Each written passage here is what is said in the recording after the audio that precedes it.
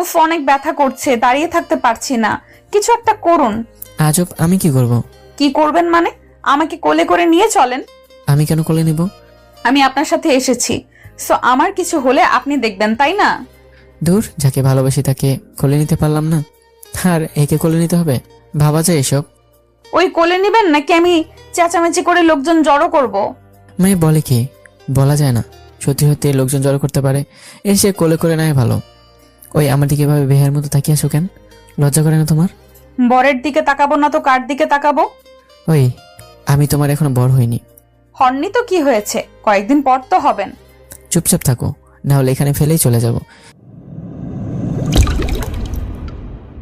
তোর এতক্ষণ আসার সময় হলো?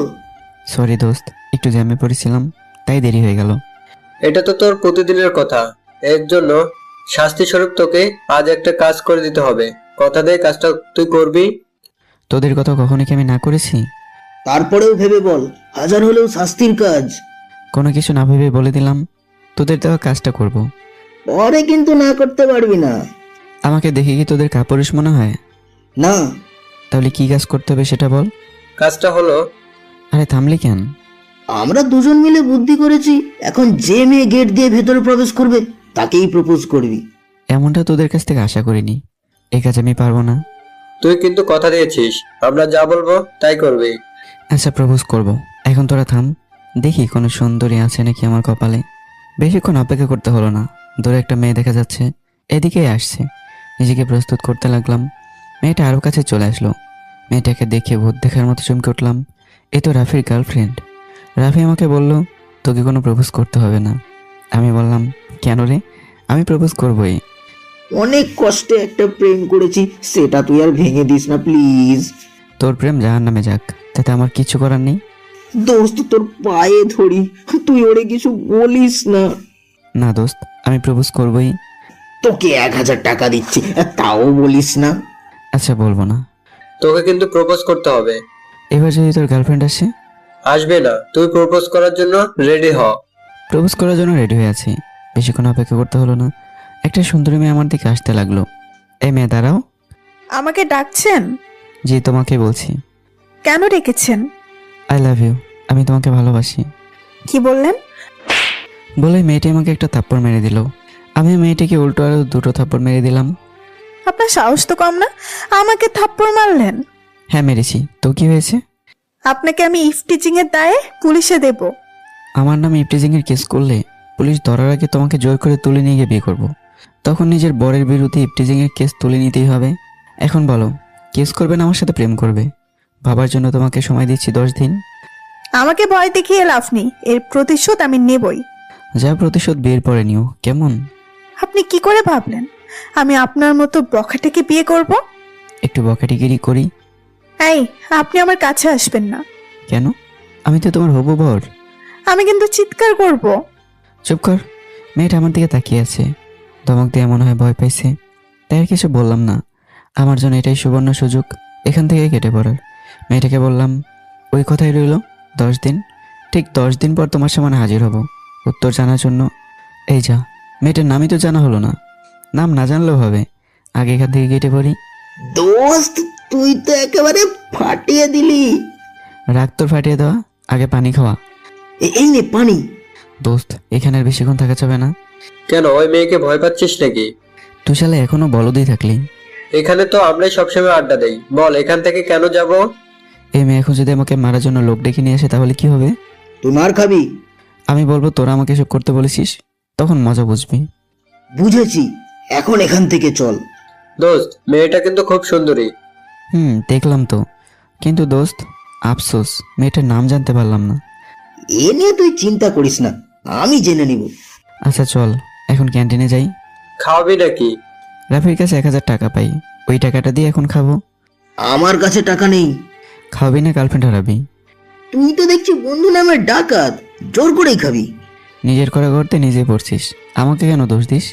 আর কোনো কথা নয়, এখন শুরু হবে গার্লফ্রেন্ড ফিরে পাওয়ার পার্টি। ওকে দোস্ত। খাওয়া শেষ করে ক্লাসে আসলাম, ভদ্রভাবে ক্লাস শেষ করলাম। কাল কখন আসবি? সকালেই। দেরি করিস না যেন। আচ্ছা, ও তোদের একটা কথা বলবো, মনেই নেই। কি কথা? দোস্ত, কয়েকদিন পর তোদের এলাকায় চলে আসছি।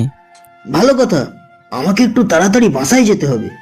আমাদের কাছে মিথ্যা বলতে হবে না, বল গার্লফ্রেন্ডের সাথে দেখা করবি। বুঝছিস যখন তাহলে এখান থেকে যা। আচ্ছা যাচ্ছি, তুই তোর গার্লফ্রেন্ডের সাথেই থাক। একটু আবার বাসায় চলে আসি। রাতে শুয়ে ফেসবুক চালাচ্ছি, এমন সময় আব্বু আসলো। ফোনের মধ্যে কি আছে?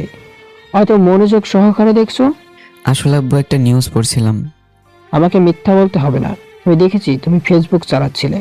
ফেসবুক চালানো বাদ দিয়ে একটু পড়াশোনাতে মনোযোগ দিলে ভালো হবে। আচ্ছা আব্বু। আর শোনো, আমরা কালকেই নতুন বাসায় যাচ্ছি, সকালে অনেক কাজ আছে, তাই তোমাকে বললাম। আচ্ছা আব্বু।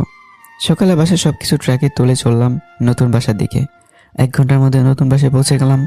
বাড়িটা দোতলা, নিচতলায় আমরা থাকবো। বাবা জিনিসপত্র ট্র্যাক থেকে নামিয়ে ফেললেন। সব কিছু বাসার ভিতরে গোছাতে দুপুর হয়ে গেল। কাজ করতে করতে ঘেমে গেছি, গোসল করা দরকার। বাথরুমে গিয়ে দেখি পানি নেই। দোতলায় গিয়ে তোর বাড়িওয়ালি আন্টিকে বলো। আব্বুর কথা মতো দোতলায় উঠে কলিং বেল চাপলাম। একটু পর একটা সুন্দরী মেয়ে দরজা খুলে দিল।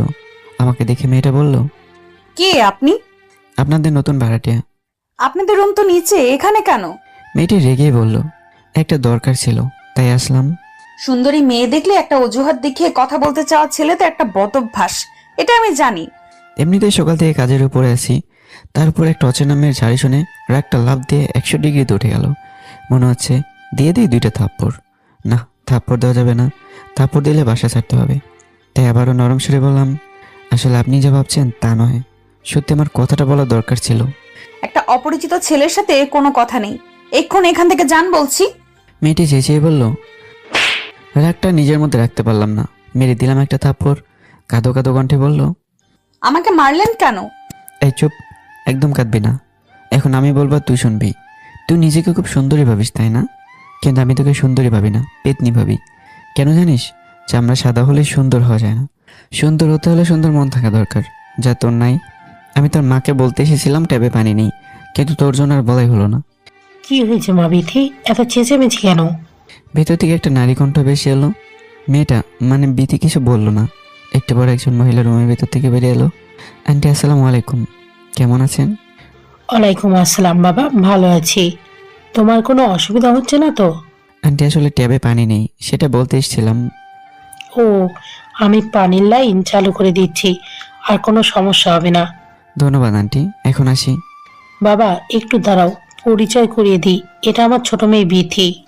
আন্টি আমি ওনার সাথে একটু আগে পরিচিত হয়েছি, খুব সুন্দর ওনার ব্যবহার। রাতে আমার বাসায় তোমাদের সকলের দাঁত রইলো, আসবে কিন্তু। আচ্ছা আন্টি আসবো, বাসায় কিছু কাজ আছে, এখন আমাকে যেতে হবে। আচ্ছা যাও। রুমে এসে শুয়ে পড়লাম। একটু পর গোসল করে ঘুমিয়ে পড়লাম। ঘুম ভাঙলো ফোনের রিংটনে। তাকে দেখে রাফি ফোন দিয়েছে। হ্যালো, বল কি হয়েছে? অনেক কিছু হয়েছে, আগে বল তুই আজ ভার্সিটিতে আসিসনি কেন? আর বলিস না, আজই বাসা পাল্টে ফেললাম, তাই আর যেতে পারিনি। ও ভালো করেছিস, বিকেলে তোদের ওখানে আসছি, ঠিকানা দে। ঠিকানা তোকে মেসেজ করে দিচ্ছি। এসে সব কথা বলবো। আচ্ছা। বিকেলে রাফি বাসায় আসে, ওর সাথে বাইরে ঘুরতে যাই। দোস্ত, গতকাল মেয়ের কথা মনে আছে তো? মনে আছে। তা কিছু হয়েছে নাকি? তেমন কিছু না, আজকে ওই মেয়েকে দেখলাম আমাদের উত্তর পাশের রুমে ক্লাস করছে। ওই রুমে তো আমাদের জুনিয়রদের ক্লাস করানো হয়। অনেক কষ্ট করে ওর নামটাও জানতে পেরেছি। দোস্ত, সন্ধ্যা হয়ে যাচ্ছে, বাসায় যেতে হবে। আচ্ছা দেখে শুনে যাস। রাতে রুমে শুয়েছি, এমন সময় আম্মু আসলো। আম্মু কিছু বলবে? বলো।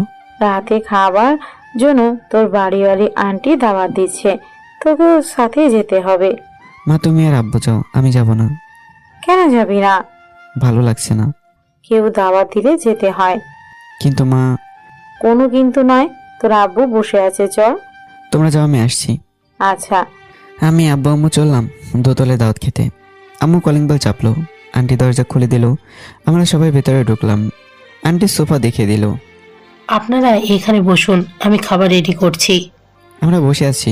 একটু পর আন্টি এসে আবার বলল, চলেন সবাই, এখন খাবেন। খাবার টেবিলের দিকে তাকিয়ে ভূত দেখার মতো চমকে উঠলাম। ভার্সিটিতে প্রপোজ করা আমি এখানে কেন? সাথে বসে আছে দুপুরের ওই রাগিনী।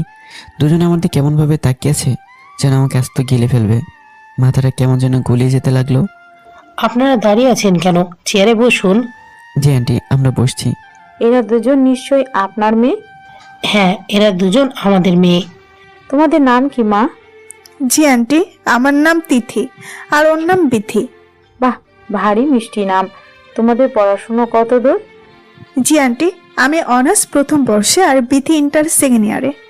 ভালো, তোমাদের সাথে পরিচয় করিয়ে দিই। এ হলো আমার ছেলে অনিক। তিথি আর ভিতের দিকে চোখ পড়তে শখ খেলাম। দুবনি আমার দিকে গন্ডি লোকে তাকিয়ে আছে। মনে হচ্ছে আমাকে একা পেলে পিটিয়ে হাড়গোড় ভেঙে দেবে। কিছুটা ভয় পেয়ে গেলাম। কি করা যায়? আসলে বিপদের সময় কোনো বুদ্ধি মাথায় আসে না। এখান থেকে কেটে বলে বাঁচা যায়, কিন্তু কিভাবে? খাবার ঠান্ডা হয়ে যাচ্ছে, আর কোনো কথা নয়। এখান থেকে কেটে পড়ার বুদ্ধি একটা পেয়েছি। আন্টি, আমি খেতে পারবো না। কেন বাবা? আসলে আন্টি, সন্ধ্যার সময় বন্ধুর বাসা থেকে খেয়ে এসেছি। তো কি হয়েছে? আমি তোমার মতো থাকতে দিনে 5 বার খেতাম, আর তুমি অল্প কিছু খেতে পারবে না? আমি কি বলবো ভেবে পেলাম না। আমার দিকে তাকিয়ে তিথি শয়তানি হাসি দিল। একই রকম অবস্থায় নিজেকে অসহায় মনে হতে লাগলো। কথা বলছো না কেন? অল্প দিন। আচ্ছা, তাড়াতাড়ি খাওয়া শেষ করলাম। উঠতে যাব এমন সময় আন্টি বলল, এখনই চলে যাবে? হ্যাঁ, কালকে গুরুত্বপূর্ণ পড়া দিয়েছে, ওগুলো শেষ করতে হবে। তুমি পড়ালেখায় কত মনোযোগী, আর আমাদের বিথি একদমই পড়তে চায় না। ওকে ভালো শিক্ষকের কাছে পড়ান। চলে আন্টি। যাক বাবা, কোনো মতো ওখান থেকে সরে আসতে পেরেছি। রাফিকে ফোন দেওয়া উচিত। হ্যালো রাফি, কি করিস? এই তো শুয়ে আছি। তোর কণ্ঠ এমন লাগছে কেন? আর বলিস না, ভার্সিটিতে যাকে থাপ্পড় মেরেছিলাম, ও আমাদের বাড়িওয়ালার মেয়ে। বলিস কি? তোর তো এখন উভয় সংকট। এখন কি করব বল? তোর কেসটা জটিল। ওদের 2 বোনকে মেরেছিস। ওর বাসার লোক জানতে পারলে তোদের বাসা ছাড়া করবে। আমার মতে তুই ওদের কাছে ক্ষমা চা, ওরা মাফ করে দিতে পারে। দোস্ত, এ তুই কি বলছিস? হ্যাঁ, আমি ঠিকই বলছি। এই বিষয়টা নিয়ে নড়াচড়া করলে, বাসার কেউ জানতে পারলে, এতে তোর ক্ষতি বেশি হবে। আচ্ছা, দেখি কি করা যায়। আচ্ছা, তবে আমার কথাটা একটু ভেবে দেখিস। ওকে, রাখলাম। এখন কি করি? যদি মাপ না করে উল্টা থাপ্পড় দেয়, তাহলে মান সম্মান আর থাকবে না। আবার যদি আব্বু আম্মুর কাছে বলে দেয়, তাহলে আমার উপর এতদিনের বিশ্বাস সব শেষ হয়ে যাবে। কোন দিকে যাব আমি? সারা রাত টেনশনের ঘুম হলো না। শেষ রাতের দিকে ঘুম আসে। সকালে আম্মু নামাজ পড়ার জন্য ডাক শুরু করলো। তাড়াতাড়ি উঠে নামাজ পড়লাম। বাসার ছাদে গিয়ে আশপাশ দেখে হয়তো মনটা ভালো হতে পারে, তাই ছাদে গেলাম। আশপাশটা ভালোভাবে পরিষ্কারই হয়নি। এক অন্যরকম দৃশ্য, মনটাই ভালো হয়ে গেল। কিছুক্ষণ পর পূর্ব আকাশে সূর্য আস্তে আস্তে বের হচ্ছে। কারো ছাদে ওঠার শব্দে চমকে পিছনে তাকালাম। একটু পর ছাদের গেট ঠেলে বিথি প্রবেশ করলো। কেমন আছো বিথি? আপনি জেনে কি করবেন? এই মেয়েটাকে একটা থাপ্পড় দিয়ে বাঁকা কথা সোজা করা গেল না। আরো সোজা করার ইচ্ছা অবশ্য আছে, কিন্তু সেটা করতে গেলে কপালে দুঃখ আছে। কি ভাবছেন, আবার থাপ্পড় মারবেন নাকি? এ কি মেরে বাবা, মনের কথা বুঝতে পারে। আসলে সেদিন আগে তোমাকে থাপ্পড় মেরেছিলাম, এই জন্য তোমার কাছে ক্ষমা চাচ্ছি। অবশ্যই তুমি ক্ষমা না করে আমাকে থাপ্পড় মেরে প্রতিশোধ নিতে পারো, আমি কিছু মনে করব না। আপনি অপরাধ করেছেন, সেই জন্য সাজা পেতেই হবে। তবে আপনার সাজাটা হবে একটু অন্যরকম। অন্যরকম করতে হবে না, তুমি থাপ্পড় মেরে শোধ নাও। বলেছি তো আমি অন্যরকম প্রতিশোধ নিব। তোমার অন্যরকম প্রতিশোধ কি শুনি? প্রতিশোধ তো নিতেই হবে। আপনি আমার বয়সে বড়, তাই আপনাকে মারবো না। আপনার শাস্তিটা হলো 10 দিন সকালে 10 বার করে আমার সামনে কান ধরে উদ্বাস করতে হবে। এটা আমার পক্ষে সম্ভব নয়। তাহলে আমি চললাম আম্মুর কাছে। এই দাঁড়াও, আবার কি হলো? শাস্তিটা একটু কম করা যায় না? না। প্লিজ একটু কম করো। আচ্ছা, 10 দিন থেকে কমিয়ে 7 দিন দিলাম। এখন তাড়াতাড়ি উদ্বাস শুরু করুন। চারদিকে যে দেখে আশেপাশের বাসাগুলো ছাদে কেউ নেই। চোখ বন্ধ করে উঠবস শুরু করলাম। 1 2 3 4 5 10 হয়েছে, এবার থামুন। আমি উঠে দাঁড়ালাম। বিথির দিকে তাকিয়ে দেখি ওর মুখে যুদ্ধ জয়ের হাসি। মেজাজটা বিগড়ে গেল। মনে হচ্ছে থাপ্পড় দেওয়ার হাসিটা বন্ধ করি, তাই করলে আমার 10 বার উঠবস করাটাই বৃথা যাবে। রাগে নিজের চুল ছিঁড়তে ইচ্ছে করছে। বিথিকে কিছু না বলে ওখান থেকে চলে আসলাম। পড়া বাদ দিয়ে এতক্ষণ কোথায় ছিলি? ছাদে হাওয়া খেতে গেছিলাম। কি হয়েছে তোর? এমন করে কথা বলছিস কেন? আমার কিচ্ছু হয়নি, 1 গ্লাস পানি দাও, পানি খাবো।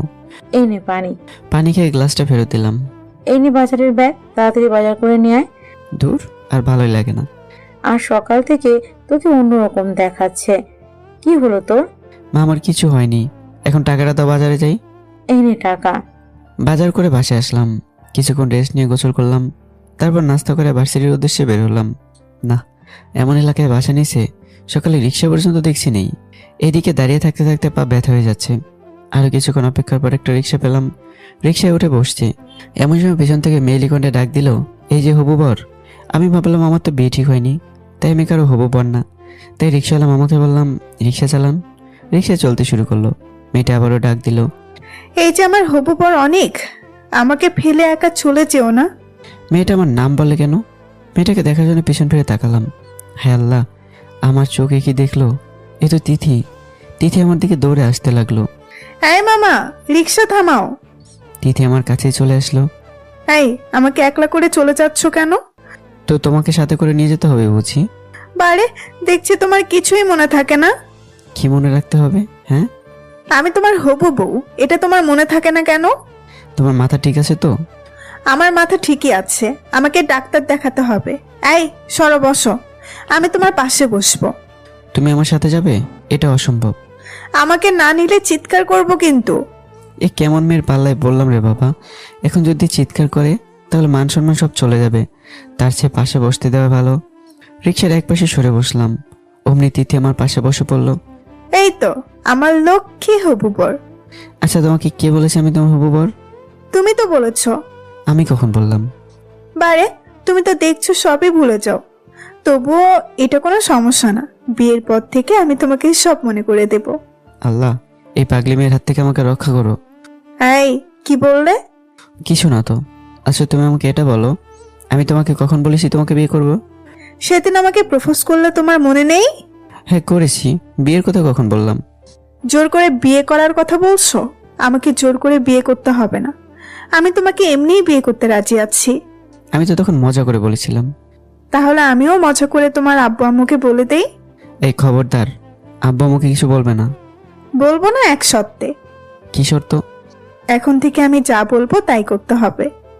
এটা আমার সাথে অন্যায় করা হচ্ছে, আমি এটা মানবো না। আমি আবারও বলছি, আমার কথা শুনবে না, বাড়ি ছাড়বে। কোনোটাই না। তাহলে তোমার আব্বু আম্মুকে সত্যি বলতে হবে। এই মামা, রিক্সা থামাও, আমি বাড়ি যাব। এখন বাড়ি যাবে কেন? তোমাদের বাড়ি ছাড়া করতে যাব। এখন গিয়ে যদি সত্যি সত্যি বল দেয় তাহলে তো আমাদের বাড়ি ছাড়া করতে পারে। আমাকে কিছু একটা করতেই হবে। হ্যাঁ, বুদ্ধি পেয়েছি।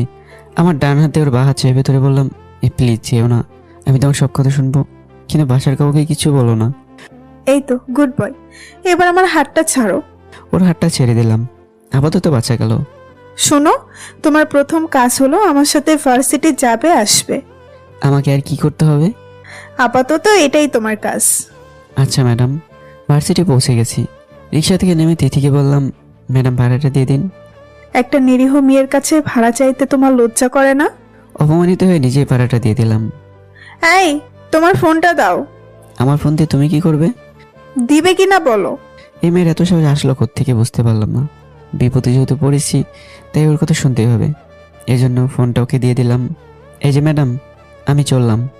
এই শোনো, কি? যাবার সময় আমাকে নিয়ে যাবে। এ মেয়ে, আমি তোমার বড়, তাই আমাকে আপনি করে বলবে? আমি তোমাকে তুমি করেই বলবো। তুমি কত ভালো শোনা চাই, তাই না? আসলে বিপদে পড়েছি, তা না হলে থাপ্পড় মেরে তোমার ভূত ছাড়াতাম। মারো থাপ্পড়, দেখি কত জোরে মারতে পারো। তোমার সাথে ফালতু পেঁচাল করার সময় আমার নেই বলেই চলে আসলাম। বিপদের সময় হারামি বন্ধুগুলোকেও কাছে পাওয়া যায় না। ওদের এখন কোথায় খুঁজি? ফোন দিলেই তোদের পাওয়া যাবে। আসলে বিপদের সময় বুদ্ধিগুলো পালিয়ে যায়। আমি বাসার উদ্দেশ্যে চলতে শুরু করলাম। যেতে যেতে ভার্সিটির গেটে পৌঁছালাম। একটু অপেক্ষা করতেই রিক্সা পেয়ে গেলাম। রিক্সাতে উঠতে যাব এমন সময় তিথি চলে আসলো। এই, তুমি আমাকে পাগলি বললে কেন? তোমাকে পাগলি কখন বললাম? একটু আগে ফোনে বলেছো। ও, তাহলে তুমি একটু আগে ফোন করেছিলে? হ্যাঁ। পরিচয় দিলে না কেন? মনে ছিল না। এই জন্যই তো তোমাকে পাগলি বলেছি। কি? আমি পাগলি? আরে না, তুমি তো অনেক ভালো মেয়ে। আমি তো ভালো মেয়ে, কিন্তু তুমি পাগলি বললে কেন? সরি, আর পাগলি বলবো না। সরি বললে সব সমস্যার সমাধান হয় না, এই জন্য তোমাকে শাস্তি পেতে হবে। এত মানুষের মধ্যে প্লিজ কিছু করো না, না হলে মান সম্মান সব শেষ হয়ে যাবে। তুমি চাইলে বাসায় গিয়ে শাস্তি দিতে পারো। না, আমি তোমাকে এখনই শাস্তি দেব। প্লিজ এখানে নয়, আড়ালে গিয়ে শাস্তি দিও। আমি তোমাকে মারবো না, তবে জরিমানা করব। যাক বাবা, বাঁচা গেল। তা তোমাকে 10 টাকা দিলে জরিমানা মিটবে? এই, আমাকে কি বাচ্চা পেয়েছো? ও, তুমি তো বড় মানুষ হয়ে গেছো, এই জন্য তোমাকে 30 টাকা দিই, কেমন? ওই ফাসলামি বাদ দাও, আমি ফুচকা খাবো, তুমি আমাকে ফুচকা খাওয়াবে, চলো। তুমি বাচ্চা মেয়ে নাকি যে তোমাকে মুখে তুলে ফুচকা খাওয়াতে হবে? তোমাকে খাইয়ে দিতে বলছি না? তাহলে তোমাকে নিজে গিয়ে খেতে কি মানা করলো? আমি খাবো আর তুমি টাকা দিবে, এই জন্য তোমাকে নিয়ে যাব। আমার কাছে অত টাকা নেই। তুমি আমাকে মিথ্যা বলছো? সত্যি বলছি। তাহলে তোমার মানিব্যাগ দেখাও। মানি ব্যাগ নেই। ছি ছি, তুমি এত মিথ্যা বলো আগে জানা ছিল না। কই মিথ্যে বললাম?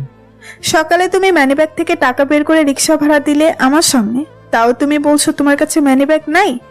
এই যা, মিথ্যে বলে ধরা খেয়ে গেলাম। আমাকে দিয়ে কিছুই হবে না। কিছু বলছো না কেন? কি আর বলবো, বলার মতো কিছুই নেই। না থাকলে চলো ফুচকা খাবো। গুনে গুনে 4 প্লেট ফুচকা খেলো। কি রাক্ষস মেয়ে! এর সাথে যার বিয়ে হবে তার কপালে দুঃখ আছে। আমাকে জোর করে 2 প্লেট খাওয়ালো। ওই কি ভাবছো? কিছু না। তাহলে ফুচকার বিলটা দিয়ে দাও। মামা বিল কত? 300 টাকা। ফুচকার বিলের কথা শুনে মাথাটা গরম হয়ে গেল। আমার 7 দিনের হাত খরচের টাকা একদিনে শেষ করে দিল। না জানি আমার আরো কত টাকা শেষ করবে, একমাত্র আল্লাহ ভালো জানে। চলো এখন বাসায় যাব। আমি যাব না। আচ্ছা যাওয়ার টাকা আমি দেব, এখন চলো। আরে, গরু মেরে যত দান করছে। কিছু বললে? না তো। তাহলে চলো বাসায় যাই। আমি রিক্সায় উঠে বসলাম। রিক্সা চলতে শুরু করলো। বাসার সামনে চলে আসছি। রিক্সা থামলে তিথি ভাড়া দিয়ে দিল। এই শোনো, জি ম্যাডাম, বলেন। তোমাকে প্রথম দিন দেখে অনেক সাহসী মনে করেছিলাম, কিন্তু তুমি তো দেখছি একটা ভিতুর ডিম। কি আমি ভীতু? তো তাছাড়া এ বলে আস্তে আস্তে চলে গেল। মেয়েদের মন বোঝা বড় দেয়, কারণ ক্ষণে ক্ষণে এর রং বদলায়। যাই হোক, তিথির শেষ কথাটা একটা রহস্যের গন্ধ পেলাম। সেই রহস্যটা আমাকে বের করতে হবে। বাসায় এসে গোসল করে শুয়ে পড়লাম। এই দুপুরে শুয়ে পড়লি যে, শরীর খারাপ করলো নাকি? না মা, এমনি। ও আচ্ছা, একটা কথা বলার ছিল। মা, কি কথা? তোর ওই বাড়িওয়ালি আন্টি তোকে ডেকেছে। আন্টি আমাকে ডেকেছে কেন? সেটা তো আমি বলতে পারবো না। ও আচ্ছা। মা, আন্টি কখন এসেছিল? তুই আসার একটু আগে। ও আচ্ছা, আমি কি আন্টির সাথে কথা বলে পরে বলবো। আচ্ছা। বিথি এবার আন্টিকে কিছু বলে দেয়নি তো? যদি বলে দেয় তাহলে আমার কি হবে, একমাত্র আল্লাহ ভালো জানে। টেনশনে ঘুমাতে পারলাম না। সময় যেন কাটছেই না। বিকেল কখন আসবে, অপেক্ষার সময় যেন কাটেই না। অবশেষে বিকেল আসলো। আন্টির সাথে কথা বলতে দোতলায় উঠলাম। আন্টিকে বললাম, আমাকে ডেকেছিলেন? একটা কথা বলার ছিল। কি কথা বলবে আল্লাহ ভালো জানে। মনে মনে সাহস নিয়ে বললাম, জি আন্টি বলুন। আসলে কথাটা তুমি কিভাবে নেবে? এই কথাটা শুনে মনে হলো বিপদ আমার ঘনিয়ে আসছে। নিজেকে শক্ত করে বললাম, আন্টি আপনি নির্ভয়ে বলুন। আসলে বিথি বলল কি বলেছে বিথি? তুমি নাকি ভালো হিসাব বিজ্ঞান পড়াও, তাই বিথি তোমার কাছে পড়তে চাই। যাক বাবা, বাঁচলাম। অন্য কিছু বলেনি, পড়ার কথাই বলেছে। কিছু বলছো না কেন? আসলে আন্টি। আমি তোমার আম্মুর কাছ থেকে শুনেছি তুমি কাউকেই পড়াও না। হ্যাঁ আন্টি, আম্মু ঠিকই বলেছে। আমার আসলে পড়ানোর অভিজ্ঞতা নেই। আসলে বিথি খুব জেদি মেয়ে, তাই তোমাকে আবার অনুরোধ করছি। যদি না পারে তাহলে আন্টিকে ওই দিনের কথা বলে দিতে পারে। কি করি এখন? সব কিছুর অভিজ্ঞতা রাখতে হয়। এর মধ্যে দিয়ে পড়ানোর অভিজ্ঞতাটা বাদ যাবে কেন? তাই আন্টিকে বলে দিলাম আমি পড়াবো। বাবা, তুমি আমাকে বাঁচালে আমার জল্লাদ মেয়ের হাত থেকে। আন্টি, ওকে জল্লাদ বলছেন কেন? তুমি ওকে পড়াও, তাহলে বুঝতে পারবে। কি বিপদে পড়লাম আমি! যা হবার হবে, ভেবে আর লাভ নেই। আন্টি, ওকে কখন থেকে পড়াতে হবে? রাত 7টা থেকে 8টা পর্যন্ত। আচ্ছা, এখন তাহলে আমি আসি আন্টি। আচ্ছা যাও। প্রায় সন্ধ্যা হয়ে আসছে। রুমে চলে আসলাম। একটু পর বিথিকে পড়াতে যেতে হবে। কি থেকে পড়ানো শুরু করবো বুঝে উঠতে পারলাম না। এরা দু বোন আমাকে নিয়ে খেলা শুরু করছে। আমাকে এরা কি করতে চায়, এদের কথায় কিছুই বুঝে উঠতে পারি না। এখন এসব নিয়ে ভাবা যাবে না, পড়াতে যেতে হবে। চললাম জীবনের প্রথম প্রাইভেট পড়াতে। দোতলায় উঠে কলিং বেল চাপলাম। একটু পর বিথি দরজা খুলে দিল। ওর দিকে তাকে চোখ ফেরাতে পারলাম না। আসলে বিথিকে লাল শাড়িতে একদম অপরূপ সুন্দরী লাগছে। এমন করে কি দেখছেন? কিছু না তো। আপনার চোখ বলছে আপনি মিথ্যা বলছেন। আসলে তোমাকে অনেক সুন্দর লাগছে। তাই? হুম। ধন্যবাদ। বাইরে দাঁড়িয়ে থাকবো নাকি? ও, কথা বলতে বলতে ভুলেই গেছি, ভেতরে আসুন। ভেতরে গেলাম। তোমার পড়ার টেবিলে চলো। চলুন আমার সাথে। ভিতের পিছু পিছু চললাম। একটু পর রুমে প্রবেশ করলাম। আমার রুমের মতো না, বেশ সুন্দর করে গোছানো। এক কথায় রুমটা ভালো লেগে গেল। বিথি টেবিলের পাশে একটা চেয়ার দেখে আমাকে বসতে বলল। আমি চেয়ারে বসে পড়লাম। টেবিলের অপর প্রান্তে আরেকটা চেয়ারে বিথি বসলো। এভাবে কখনো কোনো মেয়ের সাথে বসা হয়নি, তাই ভেতরে ভেতরে ভয় পাচ্ছি। কি বলে পড়ানো শুরু করবো বুঝে উঠতে পারলাম না। কি ভাবছেন? কিছু না। আজকে কিন্তু আমি পড়বো না। কেন পড়বে না? এমনি, এটা আমার ইচ্ছা। আমি এটা মানতে পারবো না। না মানলে কিছুই করার নাই। আর বেশি চালাকি করলে আম্মুর কাছে আগের কথা বলে দিব। যাও বলো কি, আমি তোমাকে পড়াবোই না। আপনি তো রেগে যাচ্ছেন কেন? তো তোমার কথা শুনে কি করব বলো? আসলে বলতে হবে না, একটা থাপ্পড়ের জন্য কান ধরে উঠবোস করেছো, এতেও তোমার শান্তি হয়নি? এখন আবার ব্ল্যাকমেল করছো। সরি। তোমাকে সরি বলতে হবে না, তুমি তোমার আম্মুকে গিয়ে সব বলে দাও। তিনি হয়তো আমাদের বাসা থেকে বের করে দেবে, এতে আমার ভালোই হবে। অন্তত তোমার ব্ল্যাকমেলের হাত থেকে বাঁচা যাবে। আমি আর এখানে এক মুহূর্তও থাকতে চাই না। বলে চেয়ার থেকে উঠে পড়লাম। বেঁধে উঠে আমার হাত চেপে ধরলো। আমার হাত ধরলে কেন? আপনি এভাবে চলে গেলে আম্মু খুব কষ্ট পাবে। আমি কথা দিচ্ছি আপনাকে আর কখনো ব্ল্যাকমেল করব না। সত্যি বলছো তো? সত্যি সত্যি সত্যি। আমার একটা কথা আছে। কি কথা? তোমাকে পড়ানোর সময় আমাকে স্যার বলবে। আচ্ছা, চেষ্টা করব। বিথিকে কিছুক্ষণ পরিয়ে চলে আসলাম। এখন তাহলে পড়ানো শুরু করেন। যাক, একটা রাত থেকে বাঁচলাম, আর একটা রাত থেকে বাঁচতে পারলেই হয়। এই শুভ সংবাদটা রাফিকে দিলে ভালোই হয়। তাকে ফোন করলাম। প্রথমবার ফোন দিলাম, ফোন ওয়েটিং। দ্বিতীয়বারও তাই। তৃতীয়বার ফোন ধরলো। এই যে ম্যাডাম আসুন, রিক্সা পেয়েছি। তিথি রিক্সায় উঠলো। তারপর আমি উঠলাম। রিক্সা চলতে শুরু করলো ভার্সিটির উদ্দেশ্যে। আমি চুপচাপ হয়ে বসে আছি। নীরবতা ভেঙে তিথি বলল, আমাকে একটা সাহায্য করতে পারবে? কি সাহায্য? তোমাকে বললে তুমি কেমন ভাবে নেবে? আমি এবার কেমন ভাবে নেব? আমি তো তোমাকে সবসময় ব্ল্যাকমেইল করি, তাই তুমি যদি না করো। তোমার কথায় কখন না করলাম? তাছাড়া তুমি তো আমার মায়ের কাছ থেকে স্পেশাল অর্ডার নিয়েছো, যার কারণে আমি তোমার সব কথা শুনতে বাধ্য। অর্ডার তো নিছি, কিন্তু তোমার উপর সবসময় তোমার উপর চাপ দেওয়া কি ঠিক? অন্য সময় আমার উপর যে কোনো কাজ জোর করে চাপিয়ে দাও, আর এখন দরদ দেখাচ্ছ। কারণটা কি জানতে পারি? তোমাকে দেখলে কেমন বাচ্চা বাচ্চা লাগে। কি? আমি বাচ্চা? তুমি তো মেয়ে মানুষ দেখে ভয় পাও, এই জন্য তোমাকে বাচ্চা না বলে গাধা বলা উচিত। ওই, আমি গাধা না। আমি যা বলি তুমি তা গাধার মতো করেই দাও, এই জন্যই তুমি একটা গাধা। আমাকে কিন্তু চরম অপমান করা হচ্ছে। করছি, তুমিও পারলে করো। আজকে আন্টি গিয়ে সব বলে দেব। আমার আম্মুকে কি বলবে? যা বলার আন্টি কি বলবো। এখন তুমি বসে থাকো। তুমি শুয়ে থাকো। তোমার সাথে ঝগড়া করার ইচ্ছে করছে না। ভালো। ভার্সিটিতে পৌঁছানোর পর গত দিনের মতো আজকে আমার রিক্সা ভাড়া দেওয়া লাগলো। তারপর ক্লাসের উদ্দেশ্যে চলতে শুরু করলাম। পেছন থেকে তিথি আমাকে ডাক দিল। কিছু বলবে? কি? রিক্সাতে বললাম না একটু সাহায্য করার কথা? বলেছিলে। তা আমাকে কি করতে হবে? আজ ক্লাস শেষ করে আমি শপিং করব, তুমি যদি আমার সাথে যেতে তাহলে আমার উপকার হতো। শুনেছি মেয়েদের শপিং করতে অনেক সময় লাগে। আজ তাহলে কখন শপিং শেষ হবে আল্লাহ ভালো জানে। কিছু বললে না যে? এই কথা বলতে গিয়ে রিক্সাতে আমার সাথে কতক্ষণ ঝগড়া করলে। তুমি তো ঝগড়া পাঠিয়েছ। এখন যত দোষ সব আমাকে দিচ্ছ। ওসব কথা বাদ দাও, আমার সাথে যাবে কি না? না গেলে আম্মুকে আবার কিছু উল্টাপাল্টা বলবে। এর সাথে যাওয়াই ভালো। এই জন্য বললাম আচ্ছা যাব। ওকে, তাহলে আমি ক্লাসে গেলাম। আমিও ক্লাসে চললাম। ক্লাসে গিয়ে দেখে রাফি মন খারাপ করে বসে আছে। এভাবে মন খারাপ করে বসে আছিস কেন? তোকে কি আবার সব কথা বলতে হবে? হায় আল্লাহ, দেখছি আমার বন্ধুরও রাগ আছে। তবে আমার উপর রাগ না দেখিয়ে তোর ভিলেন হবু শ্বশুরের উপর রাগ দেখালে ভালোই হতো। আমার আর হবু শ্বশুর হলো কোথায়? ওর মেয়েকে তো অন্য জায়গায় বিয়ে দিয়ে দিচ্ছে। বললে কি বিয়ে দেওয়া হয়ে গেল? এত টেনশন করিস না, আমি তো আছি। তুই আমাকে সান্ত্বনা দেওয়া ছাড়া আর কি করতে পারবি বল? তুই আমার জানের দোস্ত, তোর জন্য সব করতে পারি। তুই কি পারবি মিমকে আমার কাছে এনে দিতে? না পারলে তোর জন্য আমাকে পারতেই হবে। তুই মন খারাপ করিস না। ক্লাস শেষ করে ক্যান্টিনে বসে আছি, এমন সময় তিথি ফোন করলো। হ্যালো, কোথায় তুমি? এই তো ক্যান্টিনে বসে আছি। তুমি তাড়াতাড়ি ভার্সিটির গেটে চলে আসো। আচ্ছা আসছি। এই মেয়ের জন্য কোনো কিছুতেই শান্তি নেই। দোস্ত তোরা থাক, আমাকে এখন যেতে হবে। মাথায় রাফি চিন্তা ঘুরপাক খাচ্ছে, কিছু করি। তার উপর আছে ওরা দুই বোন, সব মিলে পাগল হওয়ার অবস্থা। আমাকে একটু দেরি করে আসতে দেখে তিথি বলল, এইটুকু পথ আসতে তোমার এত সময় লাগে? আমার তো ডানা নেই যে তুমি ডাকা মাত্রই সেখানে উড়ে হাজির হব। ফালতু কথা বাদ দিয়ে রিক্সায় ওঠো, শপিং করতে যাব। আমি আর কোনো কথা না বলে রিক্সায় উঠে বসলাম। তিথি অনেকক্ষণ ঘুরে ঘুরে শপিং করলো। শপিং শেষে বাসায় আসলাম। আজ এত দেরি করলি যে? আমরা একটা কাজে আটকে গেছিলাম। কি কাজ? ওটা তোমার না জানলেও হবে। মুখ হাত ধুয়ে আয়, আমি টেবিলে খাবার দিচ্ছি। আচ্ছা আম্মু। খাওয়া দাওয়া করে শুয়ে পড়ি। এখন মিমকে নিয়ে পালানোর একটা প্ল্যান করতে হবে। অনেক ভেবে একটা প্ল্যান করলাম, কিন্তু কাজটা বাস্তবায়ন করতে হবে। বাস্তবায়ন কাল রাতে করা যাবে। এখন কিছুটা সময় ঘুমিয়ে নেই। সন্ধ্যার সময় আবার বিথিকে পড়াতে যেতে হবে। ঘুম থেকে উঠলাম সন্ধ্যার আগে, কিছুক্ষণ এদিক ওদিক ঘোরাফেরা করে এলাম যাতে মনটা ভালো হয়ে যায়। সন্ধ্যার পর গেলাম প্রাইভেট পড়াতে।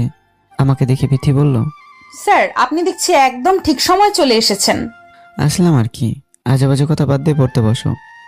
স্যার আমি তো পড়ার জন্য আপনাকে স্যার বানাইনি। তো আমার কাছে পড়তে কেন জেদ করলে? আমার কেন জানি সবসময় আপনার কথা মনে পড়ে, ইচ্ছা হয় সবসময় আপনার সাথে কথা বলি। এই, তোমার ফিল্মি কথা বাদ দিয়ে পড়তে বসো। স্যার আমি কিন্তু সত্যি বলছি, কি সত্যি? হ্যাঁ, আমি আপনাকে ভালোবাসি।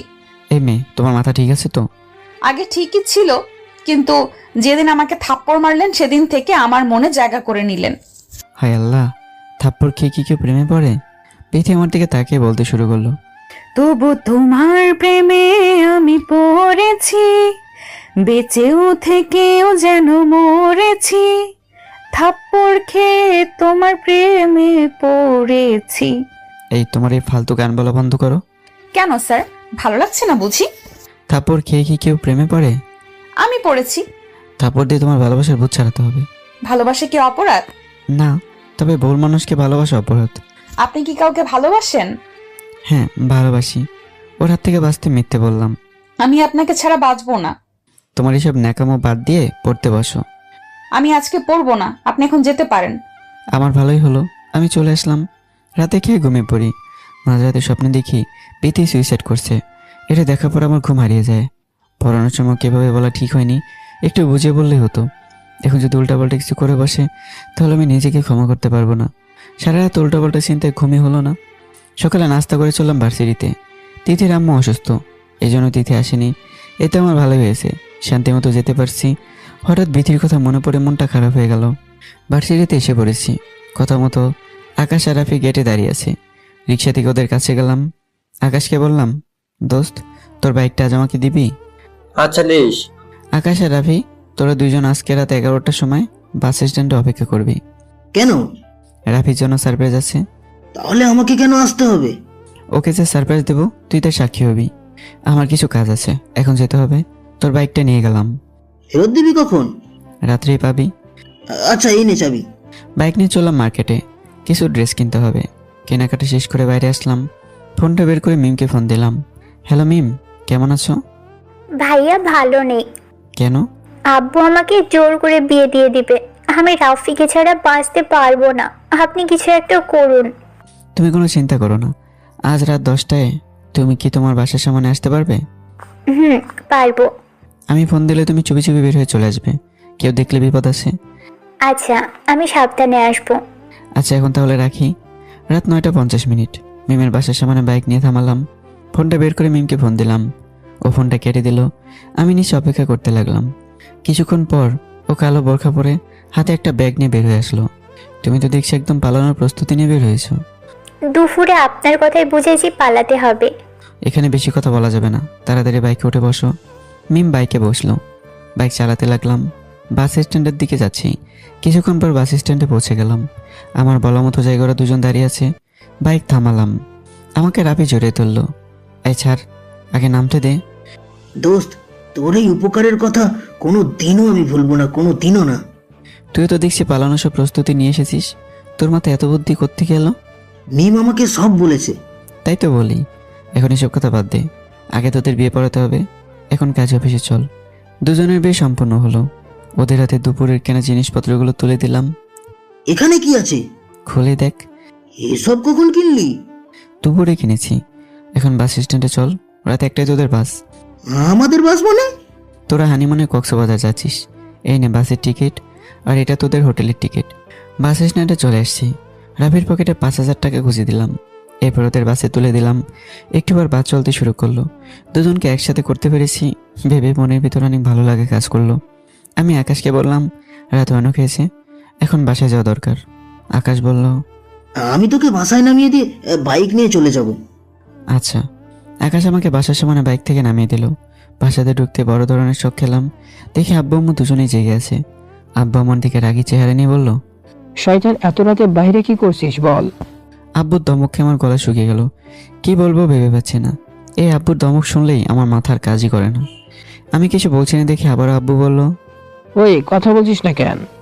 আসলে আব্বু, আমার কথার মাঝখানে আম্মা আমাকে থামিয়ে দিয়ে বলল, ছেলেকে কেউ এভাবে ধমকায়? তোমার ছেলে রাত 2টায় বাসায় ফিরবে আর আমি শাসন করতে পারবো না? এটা তো হবে না। তুমি আমার ছেলেকে কিছুই বলতে পারবে না। বলছে ছেলে খালি ওর একার। আব্বু আম্মুর এমন চলতে থাকলে একটু ঝগড়া লেগে যাবে, তাই আমি বললাম, তোমরা দুজনে ঝগড়া থামাবে নাকি আমি বাড়ি ছেড়ে চলে যাব? এই বলে আমি রুমে চলে আসলাম। তাড়াতাড়ি দরজা আটকে শুয়ে পড়লাম। যাক, আজকের মতো বেঁচে গেছি। আসলেও এত রাতে বাসা আসা ঠিক হয়নি, কিন্তু রাফির জন্য এসব করতে দেরি হয়ে গেল।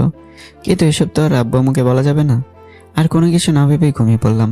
সকালে আম্মুর ডাকে ঘুম ভাঙলো। আম্মু বলল বাজার করে আনতে। মায়ের বাধ্য ছেলের মতো বাজার করে নিয়ে আসলাম।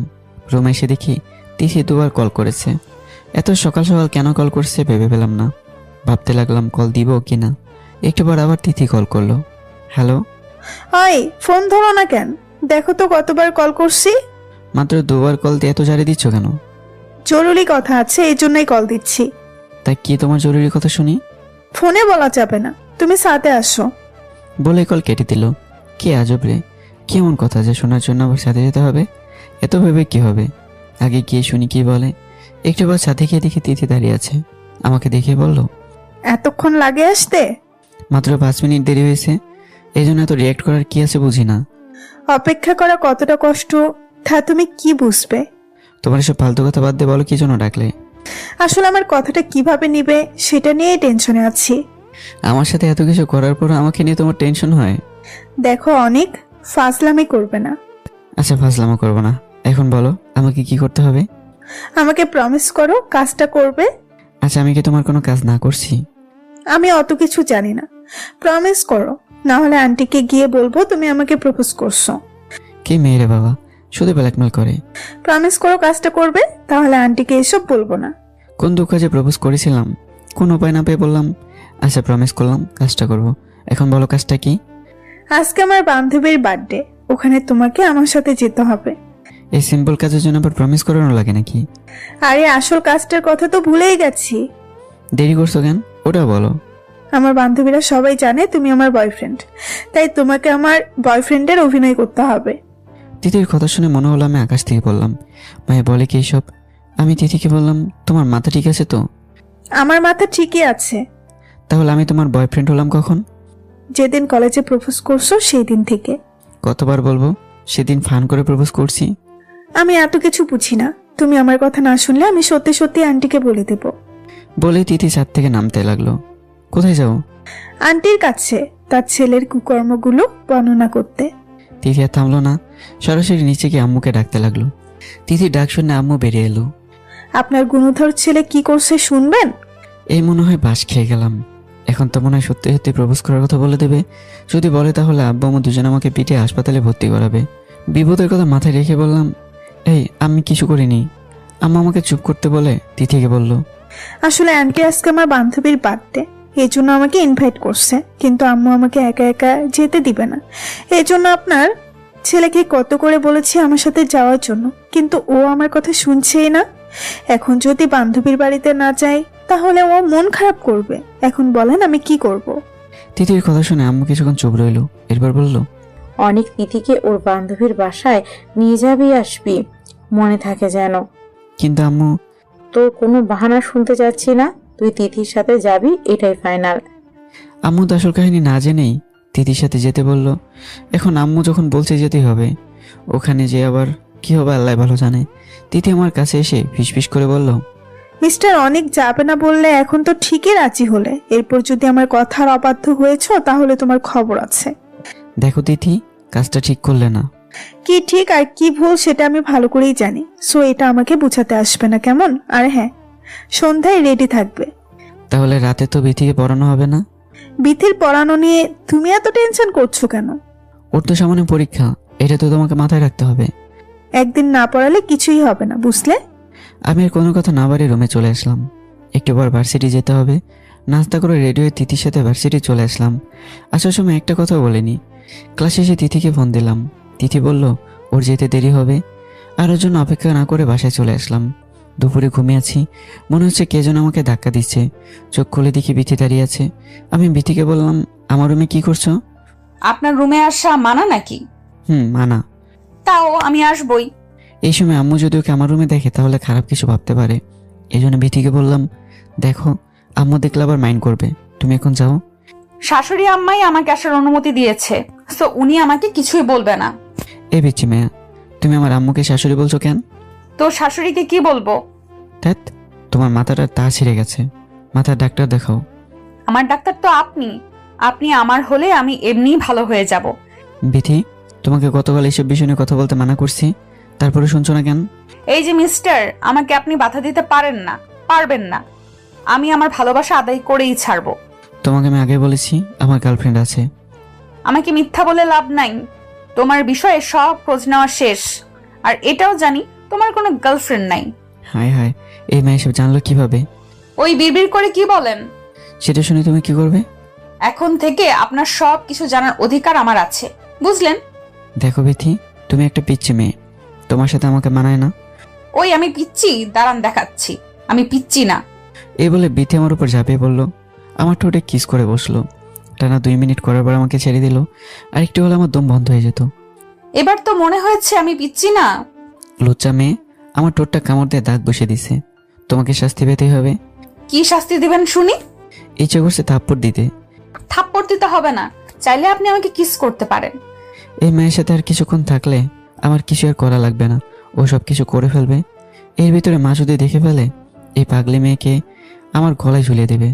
এর সে রুম থেকে কেটে পড়া ভালো। দেখো, আমার আম্মু দরজাদারি সব দেখে ফেলেছে। আমার কথা শুনে বিথি ঘুরে তাকালো। এই সুযোগে আমি লাফ দিয়ে খাট থেকে নেমে পড়লাম। যাক বাবা, এখনকার মতো বাঁচলাম। আয়নার সামনে গিয়ে দেখি আমার নিচের ঠোঁটটা হালকা কেটে গেছে। শয়তান রাক্ষস মায়েটা আমার ঠোঁটটা শেষ করে দিল। একটা পিচ্চি মেয়ে জোর করে আমাকে কিস করেছে, এটা কেউ জানলে আমার মান সম্মান সব চলে যাবে। এসব ভাবছি, এমন সময় আম্মু পিছন থেকে বলল, বিধিকে পড়ানো বাদ দিয়ে এখানে কি করিস? আসলে আম্মু। ওই, তুই তোতলাচ্ছিস কেন? আমার দিকে ঘুরে দাঁড়া, দেখি তোর কি হয়েছে। আমি ঘুরে দাঁড়ালাম। আম্মু আমার ঠোঁট কাটা দেখে বলল, অমন করে তোর ঠোঁটে কি কামড় দিছে? আমি কিছু বলতে যাবে এমন সময় বিথি এসে বলল, আন্টি, অনেক ভাইয়াকে বড় পিঁপড়া কামড় দিছে, আমি নিজে দেখেছি। কি মিথ্যাবাদী মেরে বাবা, নিজের ঠোঁট কামড়ে এখন বেচারা নির্দোষ পিঁপড়াকে দোষারোপ করছে। কিন্তু আম্মুকে যদি সত্যটা বলে দেয় তাহলে আমার কথা বিশ্বাসই করবে না। আপাতত বিথির কথায় সায় দেওয়া উচিত বলে মনে করলাম। এই জন্য আমি বললাম, হ্যাঁ আম্মু, একটু আগে একটা বড় পিঁপড়া সেই জোরে কামড় দিছে। পিঁপড়াটার একটু দয়মায় নেই, দেখো কামড় দিয়ে আমার ঠোঁটটা করছে কি। তোদের দুজনের মাথা পাগল হয়ে গেছে? পিঁপড়া কখনো কামড় দিয়ে রক্ত বের করতে পারে? আম্মু, কালো মোটা বড় পিঁপড়া। পিঁপড়া কাটুক আর যেই কাটুক, রক্ত বের হচ্ছে, আমার সাথে আয়, ওষুধ লাগিয়ে দিচ্ছি। আমি আর কোনো কথা না বলে আম্মুর সাথে রুমে আসলাম। বিথি ওর মতো দোতলায় চলে গেল। ওষুধ লাগিয়ে দিয়ে আম্মু বলল, ওই হারামজাদা পিচ্চি মাইয়া তোর ঠোঁটে কামড়ে রক্ত বের করে দিছে, আর তুই কিছুই করতে পারিস নাই? আম্মু, তুমি সব কি বলতেছো? আমি কিছুই বুঝছি না। আমার কাছে নাটক করবি না, আমি তোর ঠোঁট দেখেই বুঝেছি এসব ওই বদমাইশ মাইয়ার কাম। আম্মুর কথা শুনে মনে হলো আমি লজ্জায় মরে গেলাম। কি বলবো ভেবে না পেয়ে উঠে চলে এলাম।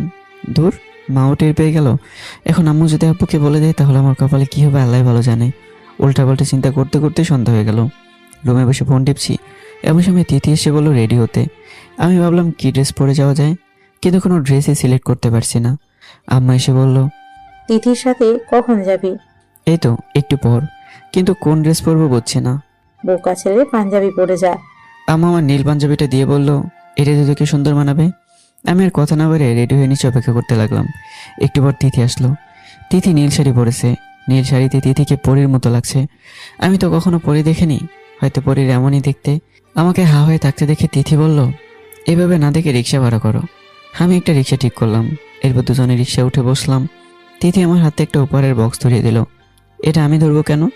চুপচাপ ধরে রাখো, আর বেশি কথা বলবে না। কি মেরে বাবা, আমাকে শাসন করছে। কিছুক্ষণ পর তিথির বান্ধবী বাসার সামনে চলে আসলাম। রিক্সা থেকে নেমে ভাড়াটা মিটিয়ে দিলাম। এরপর তিথি আমাকে সঙ্গে করে বান্ধবী বাসায় নিয়ে গেল। ভেতরে অনেক মানুষ, তবে সুন্দরী মেয়েদের আনাগোনা একটু বেশি। তিথি আমাকে বলল, আর শোনো, কোনো মেয়ের দিকে তাকাবে না বলে দিলাম। যদি দেখি তাহলে গিয়ে আন্টিকে বলে দিব। তিথি, এটা কিন্তু ঠিক না। কি ঠিক কি ভুল সেটা আমি দেখব। আপাতত এখন আমার সাথে চলো। আমি আর কথা না বলে তিথির সাথে যেতে লাগলাম। দেখি সামনে একটা মেয়ে অনেক সেজেগুজে সবার সাথে কথা বলছে। আন্দাজ করলাম হয়তো এটাই তিথির বান্ধবী। আমার আন্দাজ সঠিক হলো। তিথিকে ওই মেয়েকে গিয়ে জড়িয়ে ধরে উইশ করলো, গিফট বক্সটা ধরিয়ে দিল। দেখলাম তিথি সব বান্ধবীরা এসেছে। এত মেয়ের মাঝে নিজেকে এলিয়েন মনে হচ্ছে। আমি কি করব ভেবে পাচ্ছি না। হাঁটতে হাঁটতে তিথির থেকে কিছুটা দূরে এসেছি। একটা সময় একটা মেয়ে এসে বলল, আপনাকে তো চিনতে পারলাম না। আমি বললাম, আমি অনিক। আর আপনি? আমি রাইসা, নিপা ছোট বোন। এই নিপাটা আবার কে? মনে মনে ভাবতে লাগলাম, হয়তো নিপাটা তিথির বান্ধবী নাম হতে পারে। আর আজকে তার বার্থডে, তাই আমি আন্দাজে বললাম, নিপার বার্থডে অ্যারেঞ্জমেন্টটা খুব সুন্দর হয়েছে। হুম। এরপর রাইসের সাথে টুকটাক কথা বলতে লাগলাম। একটু পর দেখি তিথি এসে হাজির। আমাকে রাইসের সাথে কথা বলতে দেখে মনে হয় রাগে কটমট করছে, কিন্তু সেটা প্রকাশ না করে আমার হাত ধরে বলল, চলো তোমাকে আমার বান্ধবীদের সাথে পরিচয় করিয়ে দেই। এই বলে আমাকে নিয়ে ওরা একজাক বান্ধবীর সামনে নিয়ে গেল। এরপর তিথি আমাকে দেখে ওর বান্ধবীদেরকে বলল, এটা আমার বয়ফ্রেন্ড, নাম অনিক। তোদেরকে সারপ্রাইজ দিতে চেয়েছিলাম, কেমন লাগলো সারপ্রাইজ? তিথি সব বান্ধবীরা আমাকে তিথিকে অভিনন্দন জানাতে লাগলো। আমি তো পুরো অবাক হয়ে গেছি, কারণ তিথি বলেছিল ওর বান্ধবীরা সব আমাকে চেনে, কিন্তু এখানে এসে দেখি ওরা কেউ আমাকে চেনে না। উল্টো তিথি ওদেরকে বলেছে আমি ওর বয়ফ্রেন্ড। যখন ওর বান্ধবীরা কেউ জানে না, তখন এমনটা আমার সাথে না করলেও পারতো। ইচ্ছে করেছে কষিয়ে থাপ্পড় দিতে, কিন্তু এত লোকের সামনে বলে কিছু বললাম না। রাস্তায় গিয়ে শোধ নেব। আর কিছুক্ষণ পর কেক কাটা হলো। এরপর খেয়ে ওখান থেকে তিথির সাথে বেরিয়ে আসলাম। তিথি, এখন মিথ্যে বলার কি দরকার ছিল? আমি কি মিথ্যা বললাম? এই যে তোমার বান্ধবীরা কেউ জানতো না তোমার বয়ফ্রেন্ড আছে, কিন্তু শুধু শুধু আমাকে ওদের সামনে তোমার বয়ফ্রেন্ড বানালে কেন? তিথি চুপ করে আছে। আমি আবারও বললাম, চুপ করে না থেকে আমার কথা জবাব দাও। তিথি আমার দিকে ঘুরে দাঁড়ালো। এরপর আমার চোখের দিকে তাকিয়ে বলল, অনেক তোমাকে অনেক কিছু বলতে চাই। এখন তুমি আমার সামনে আছো, কিন্তু কিভাবে শুরু করবো ভেবে পাচ্ছি না। আমার জীবনে অনেক ছেলে দেখেছি, কিন্তু তোমাকে সবার থেকে আলাদা মনে হয়েছে।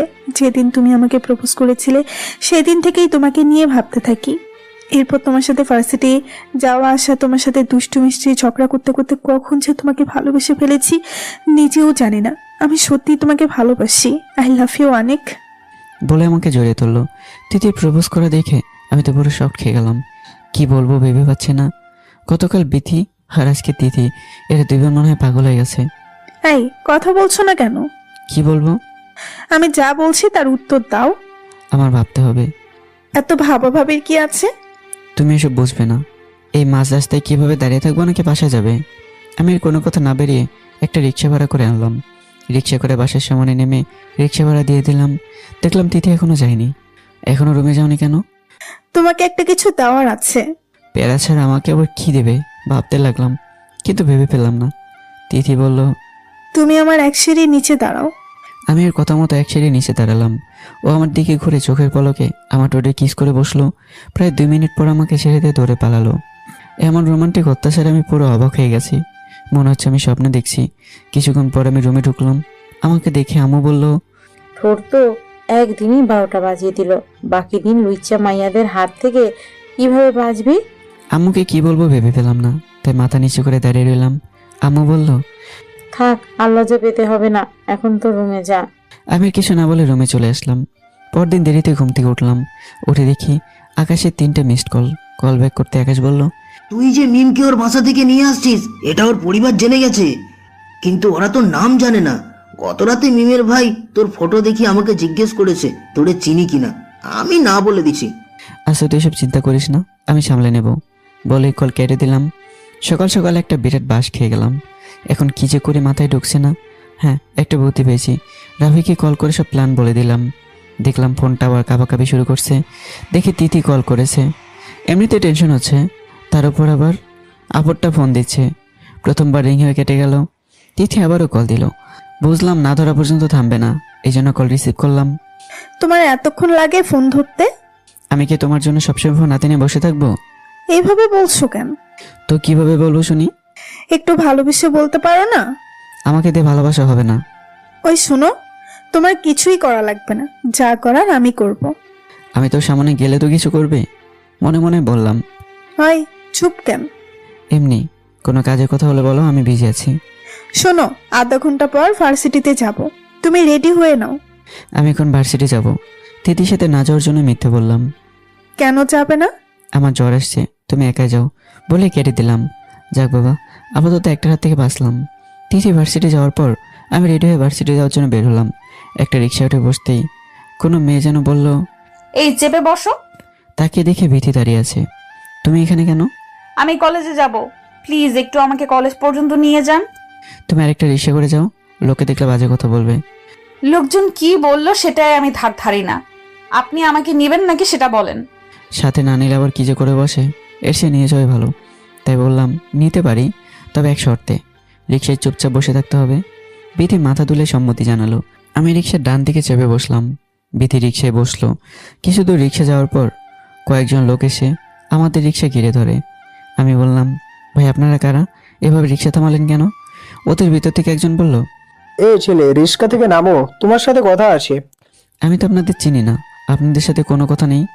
বেশি কথা বললে বাসায় জ্যান্ত ফিরতে পারবি না, ভালোই ভালো রিক্সা থেকে নাম। আমি রিক্সা থেকে নেমে রিক্সাওয়ালাকে বললাম, মামা ওকে কলেজে নামিয়ে দাও। এই মেয়ে, তুমি কোথায় যাবে না, এখানেই নামো বলছি। রিক্সাওয়ালাকে আমি ভাড়া দিয়ে বিদায় করে বললাম, এখন বলুন কি কথা বলবেন। লোকটি আমাকে আমার ফটো দেখিয়ে বলল, এটা তুমি না? আসলে ফটোটা যেদিন মিমকে ওর বাসা থেকে নিয়ে আসি সেদিনের ফটোটাই দেখা যাচ্ছে। আমি বাইক নিয়ে দাঁড়িয়ে আছি, কিন্তু এই ফটো পেলো কীভাবে? মনে হয় ওদের বাসার সামনে সিসিটিভি ক্যামেরা লাগানো আছে, ওটার মাধ্যমে ফটোটা নিয়েছে। আমার চুপ থাকতে দেখে লোকটা ধমক দিয়ে বলল, এই চুপ করে আছিস কেন? দেখুন ফটোটা তো আমার মতোই মনে হচ্ছে, তবে আমি ওটা না। আমাদের বোকা পেয়েছিস না কি যে ভুলভাল গল্প বললেই মেনে নেব? মানবেন নাকি মানবেন না সেটা আপনার ইচ্ছে, কিন্তু ওটা আমি না, এটার প্রমাণ আমি করে দেব। দেখুন ছেলেটা আমার মতো, এটা আমি মানছি, কিন্তু ছেলেটার বাইক আছে, কিন্তু আমার কোনো বাইক নেই, আর আমি চালাতে পারি না। বিশেষ না হলে আমার আব্বুর নম্বরে কল দিয়ে জিজ্ঞাসা করে জানতে পারেন। লোকটা আমার থেকে আব্বুর নাম্বার নিয়ে আব্বুর সাথে কথা বললো। একটু পর লোকটার চেহারায় হতাশা দেখলাম। আমি বললাম, দেখুন আপনারা কী জন্য আমাকে থামিয়েছেন সেটা আমি জানি না, যদি বিষয়টা ক্লিয়ার করে বলেন তাহলে হয়তো আপনাদের কোনো সাহায্য করতে পারবো। কি আর বলবো, একটা বোন ছিল, কয়েকদিন পর ওর বিয়ে হওয়ার কথা ছিল, কিন্তু 2 দিন হলো ও বাড়ি থেকে পালিয়েছে। সিসিটিভি ফুটেজ ওই দিন রাতে সবার সামনে তোমার মতো কেউ 10 মিনিটের মতো দাঁড়িয়েছিল, এরপর চলে যাই। হয়তো ভাবছিলাম যে দাঁড়িয়েছিল ওর সাথে পালিয়েছে। দেখুন আমি আপনার বোনকে নিয়ে পালালে এখানে থাকতাম না, আর আমি পালাবোই বা কেন? বিথিকে দেখিয়ে বললাম, ওর সাথে আমার বিয়ে ঠিক হয়েছে। আমার মুখে এমন কথা শুনে বিথি চোখ বড় বড় করে তাকালো। আমি ইশারে চুপ থাকতে বললাম। এরপর মিমের ভাই বলল, আসলে এটা ভুল বোঝাবুঝি হয়েছে, কিছু মনে করো না। ভাইয়া ছোট হিসেবে একটা উপদেশ দিতে পারি কি? কি বলো শুনে? আপনার বোন যার সাথে পালিয়েছে তাকে অনেক ভালোবাসে, ওদের ভালোবাসার দিকে দেখে ওদেরকে ক্ষমা করে দেন, আর ওদেরকে বিয়ে দিয়ে দেন। আমার বোনের ফোনে কলই যাচ্ছে না, হয়তো সিমটা ফেলে দিছে যাতে ওর সাথে যোগাযোগ করতে না পারে। আপনি আবার চেষ্টা করুন। মিমের ভাই মিমের নাম্বারে কল করলো, আমাকে বলল রিং হচ্ছে। মিম কল রিসিভ করলো। আমি মিমের ভাইকে বললাম, ভাইয়া লাউড স্পিকারে কথা বলুন যাতে আমরা শুনতে পারি। হ্যালো কোথায় তুই? তোকে 2 দিন ধরে কত জায়গায় খুঁজেছি। ভাইয়া, আমি তোমাদের পছন্দের পাত্রকে বিয়ে করতে পারবো না। আর হ্যাঁ, আমি যাকে ভালোবাসি তাকেই বিয়ে করেছি। দেখলাম মিমের ভাই মিমের এমন কথা শুনে কষ্ট পেয়েছে। আমি ওনাকে বললাম, আমি কি আপনার বোনের সাথে একটু কথা বলতে পারি? উনি আমাকে ফোনটা এগিয়ে দিল। আমি মিমকে বললাম, দেখুন আপনি যে কাজটা করেছেন সেটা মোটেও ভালো করেননি। পালিয়ে যাওয়ার আগে অন্তত আপনার পরিবারের কথাটা ভাবতেন। তাহলে আমি কি করব বলেন? মানলাম আপনার ফ্যামিলির মানুষ ভুল করেছে, আপনি একটু ওনাদের বিষয়টা বলতে পারতেন। জানতাম ভাইয়া আব্বু কেউ মানবে না, তাই বাধ্য হয়ে পালিয়ে এসেছি। আমি মিমের ভাইকে বললাম, ভাইয়া একটা উপায় আছে আপনার বোনকে ফিরে আনার। কিসের উপায়? আপনি তো বলেছেন কয়েকদিন পর আপনার বোনের বিয়ে হওয়ার কথা। হ্যাঁ ছিল, কিন্তু পাত্রপক্ষ এটা শোনার পর বিয়ে ভেঙে দিছে। শুনুন, আপনার বোন যার সাথে পালিয়েছে তার সাথে ওই দিনই আবার বিয়ে দেন। এতে আমার মনে হয় এটাই ভালো হবে, কারণ বিয়ের তারিখ ঠিক থাকবে, শুধুমাত্র পরিবর্তন হবে পাত্র। আর বিয়ে না হলে আপনার মান সম্মানও মনে হয় থাকবে না। এখানে আমার যা ভালো মনে হলো তাই বললাম। এখন এটা করবেন কি করবেন না সেটা আপনাদের। তোমার কথায় যুক্তি আছে, আমি বাসায় গিয়ে আব্বুর সাথে মিলে ডিসিশন নিব, তারপর যা করার করব। ভাইয়া বিয়ে হলে দাওয়াত দিতে বলবেন না। আচ্ছা তোমার নম্বর দাও, যদি আব্বু মানে তাহলে তোমাকে দাওয়াত দিব। মিমের ভাইকে নাম্বার দিয়ে ওনার কাছ থেকে বিদায় নিলাম। এতক্ষণে মিমের ভাইয়ের সাথে কথা বলতে বলতে বিথির কথা ভুলেই গেছিলাম। দেখি বিথি একটু দূরে দাঁড়িয়ে আছে। আবার রিক্সা ঠিক করে চলতে লাগলাম। আমি ভাবছিলাম ওরা আপনাকে মারবে। ওদের এমন ব্রেন ওয়াশ করে দিয়েছি, মারার কথা মনেই করবে না। আর হ্যাঁ, তোমাকে তো বলাই হয়নি, আমি ওর বোনকে ওদের বাসা থেকে নিয়ে পালাইছি। তার মানে ওনার বোনকে আপনি ভালোবাসেন? আমার কথা শুনে বিথির হাসি মাখা মুখটা নিমিশেই চুপসে গেল। আরে ধুর, ওর বোনকে আমার বন্ধু ভালোবাসে, তাই আমি ওদেরকে এক করতেই কাজ করেছি। তাহলে ভালোই হলো, আমার রাস্তায় কেউ নাই। কি সব আবল তাবল বলছো? ওসব আপনি বুঝবেন না। বিথির কলেজের সামনে চলে আসছি। রিক্সা থামলে বিথি নামার সময় আমার গালে একটা বাপ্পি দিয়ে চলে গেল। এই মেয়ে কখন যে কি করে ঠিক নেই, কবে যে আমার ইজ্জতটা শেষ করবে আল্লাহ ভালো জানে। ভার্সিটি গিয়ে দেখে ক্লাস শুরু হয়ে গেছে। ক্লাস করে বের হয়ে আসলাম। আজকে আকাশ আসেনি, হারামিটা ভয়ে গা ঢাকা দিয়েছে। ক্লাস শেষ করে ক্যান্টিনে বসে আছি, দেখি তৃতীয় বান্ধবীদের সাথে সামনের চেয়ারে বসে কফি খাচ্ছে। আমার দিকে চোখ পড়তে চোখ বড় করে তাকালো। দেখলাম এখানে থাকলে আবার কোনো ঝামেলায় পড়তে হবে, এই জন্য কেটে পড়াই ভালো। এই জন্য উঠে চলতে লাগলাম। এদিকে তিথি আমাকে দেখে আমার পিছু নিল। ক্যান্টিন থেকে বেরিয়ে দাঁড়ালাম। তিথি আমার সামনে এসে দাঁড়ালো। ওই তুমি বললা আজকে নাকি অসুস্থ, তাহলে ভার্সিটিতে আসছো কেন? এই বলে তিথি আমার কপালে গালে হাতের উল্টো পিঠ দিয়ে পরীক্ষা করতে লাগলো ওর জ্বর আসছে কিনা। এই এত লোকের মাঝে সব কি করছো? লোকে কি বলবে? আমি তোমাকে ভালোবাসি, তোমার যত্ন নেওয়া আমার অধিকার। কিন্তু আমি তোমাকে ভালোবাসি না। এই চুপ। গোসল করে শুয়ে ভাবতে লাগলাম, এখন আমার কি করা উচিত? বিথিকে হ্যাঁ বলবো নাকি তিথিকে? না, কোনো কিছু ভাবতে পারছি না, কিন্তু সমাধান করতে হবে, নাহলে বড় অঘটন ঘটে যাবে। আকাশকে ফোন দিয়ে সমস্ত ঘটনা খুলে বললাম, কিন্তু ও কোনো সাজেশন দিতেই পারলো না। এত চাপ নেওয়া হয়েছে, কিছুক্ষণ ঘুমলে ভালো। বিকেলে ঘুম থেকে উঠে ফ্রেশ হয়ে কিছুক্ষণ এদিক ওদিক ঘোরাঘুরি করে সন্ধ্যায় পাশে আসলাম।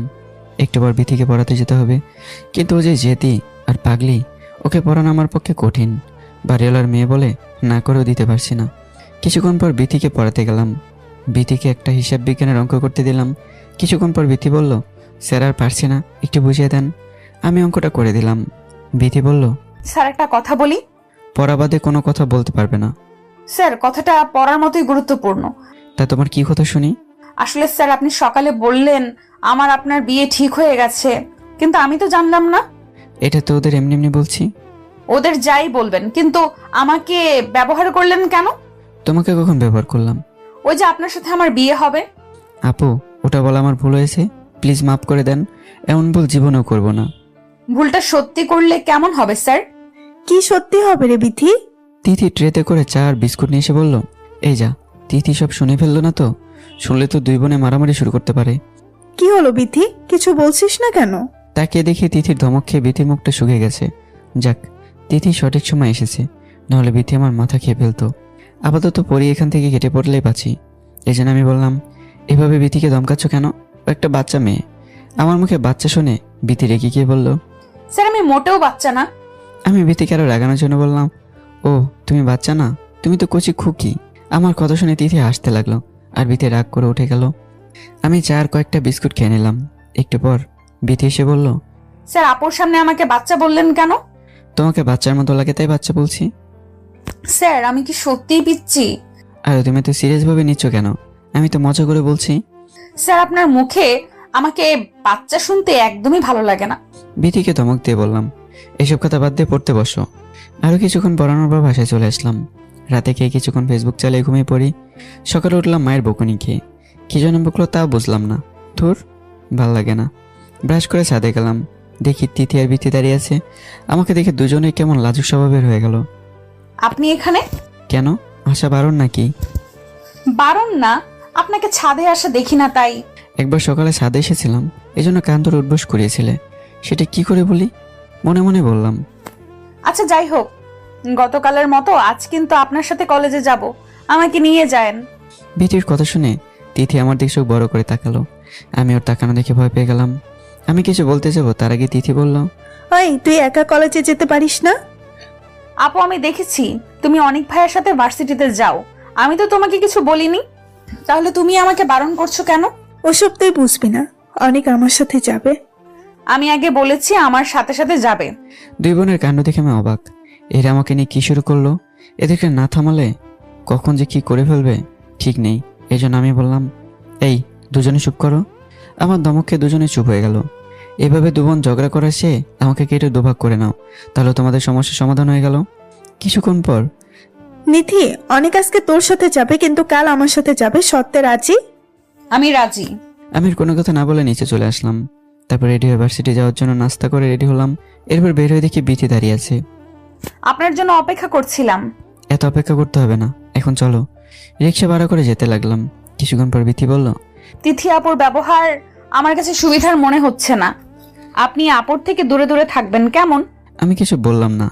ভাবতে লাগলাম, এগুলো কি হচ্ছে আমার সাথে? আমার এখন কি করা উচিত? বিথি কথা বলেই যাচ্ছে, এই মেয়ে এত কথা কিভাবে বলে বুঝি না। একটু পরে কলেজে বসে গেলাম, বিথি নেমে গেল। আমি আপাতত হাফ ছেড়ে বাসলাম। ক্লাস করছি এমন সময় তিথি কল করলো। ক্লাসে স্যার আছে, রিসিভ করলে বকা দিতে পারে, এজন্য রিসিভ করলাম না। ক্লাসের বাইরে বেরিয়ে দেখি তিথি দাঁড়িয়ে আছে। তিথি আমাকে বলল, তোমার সাথে জরুরি কথা আছে, ক্যান্টিনে চলো। কিন্তু আমার আরও 2টা ক্লাস হবে এখন, ক্লাস শেষ করে কথা বলবো। ক্লাস শেষ করে তিথিকে কল দিলাম। হ্যালো, কোথায় তুমি? 3 তলায় ম্যানেজমেন্ট ডিপার্টমেন্টের সামনে আছি, ক্যান্টিনে আসো বলে কল কেটে দিলাম। ক্যান্টিনে বসে আছি, একটু পর তিথি আসলো। বলো কি বলবে? কথাটা কিভাবে বলবো ভেবে পাচ্ছি না। প্রপোজ তো ভালোই করতে পারে, আর এখন কি বলবে সেটা ভেবে পাচ্ছে না, শুনেই হাসি পাচ্ছে। হয় হাসবে না, বিষয়টা আমার কাছে সিরিয়াস মনে হয়েছে, তাই তোমাকে বলার জন্য ডেকেছি। কি কথা বলো? তখন তিথি বলল, প্রীতির ব্যবহার আমার কাছে সুবিধার মনে হচ্ছে না, ওর থেকে দূরে থাকার চেষ্টা করবে। দু বোনই একে অপরকে সন্দেহ করছে, যদি জানতে পারে দুজনে আমাকে প্রপোজ করছে তাহলে কি হবে? এমন চলতে থাকলে আরও সমস্যা বেশি হবে, এসে দুজনকে বলে দেওয়া ঠিক হবে। তাই সিদ্ধান্ত নিলাম তিথি প্রীতিকে একসাথে করেই এসবের সমাধান করতে হবে। এই জন্য তিথিকে বললাম, তিথি বিকেলে ছাদে আসবে, গুরুত্বপূর্ণ কথা আছে, আর হ্যাঁ ভীতিকেও সাথে করে আনবে। গুরুত্বপূর্ণ কথা আমার সাথে, বিথিকে আনার মানে বুঝলাম না। এখন এসব কথা বলা যাবে না, বিকেলে বুঝতে পারবে। আচ্ছা, এখন কি বাসায় যাবে? চলো একসাথে যাই। এরপর দুজনে রিক্সা করে বাসায় চলে আসি। গোসল করে খেয়ে ফোনে পাবজি গেম খেলছি, এমন সময় বিথি এসে ফোনটা কেড়ে নিল। এই ফোন নিচ্ছ কেন? আমার গেম খেলা প্রায় শেষের দিকে, দাও তাড়াতাড়ি।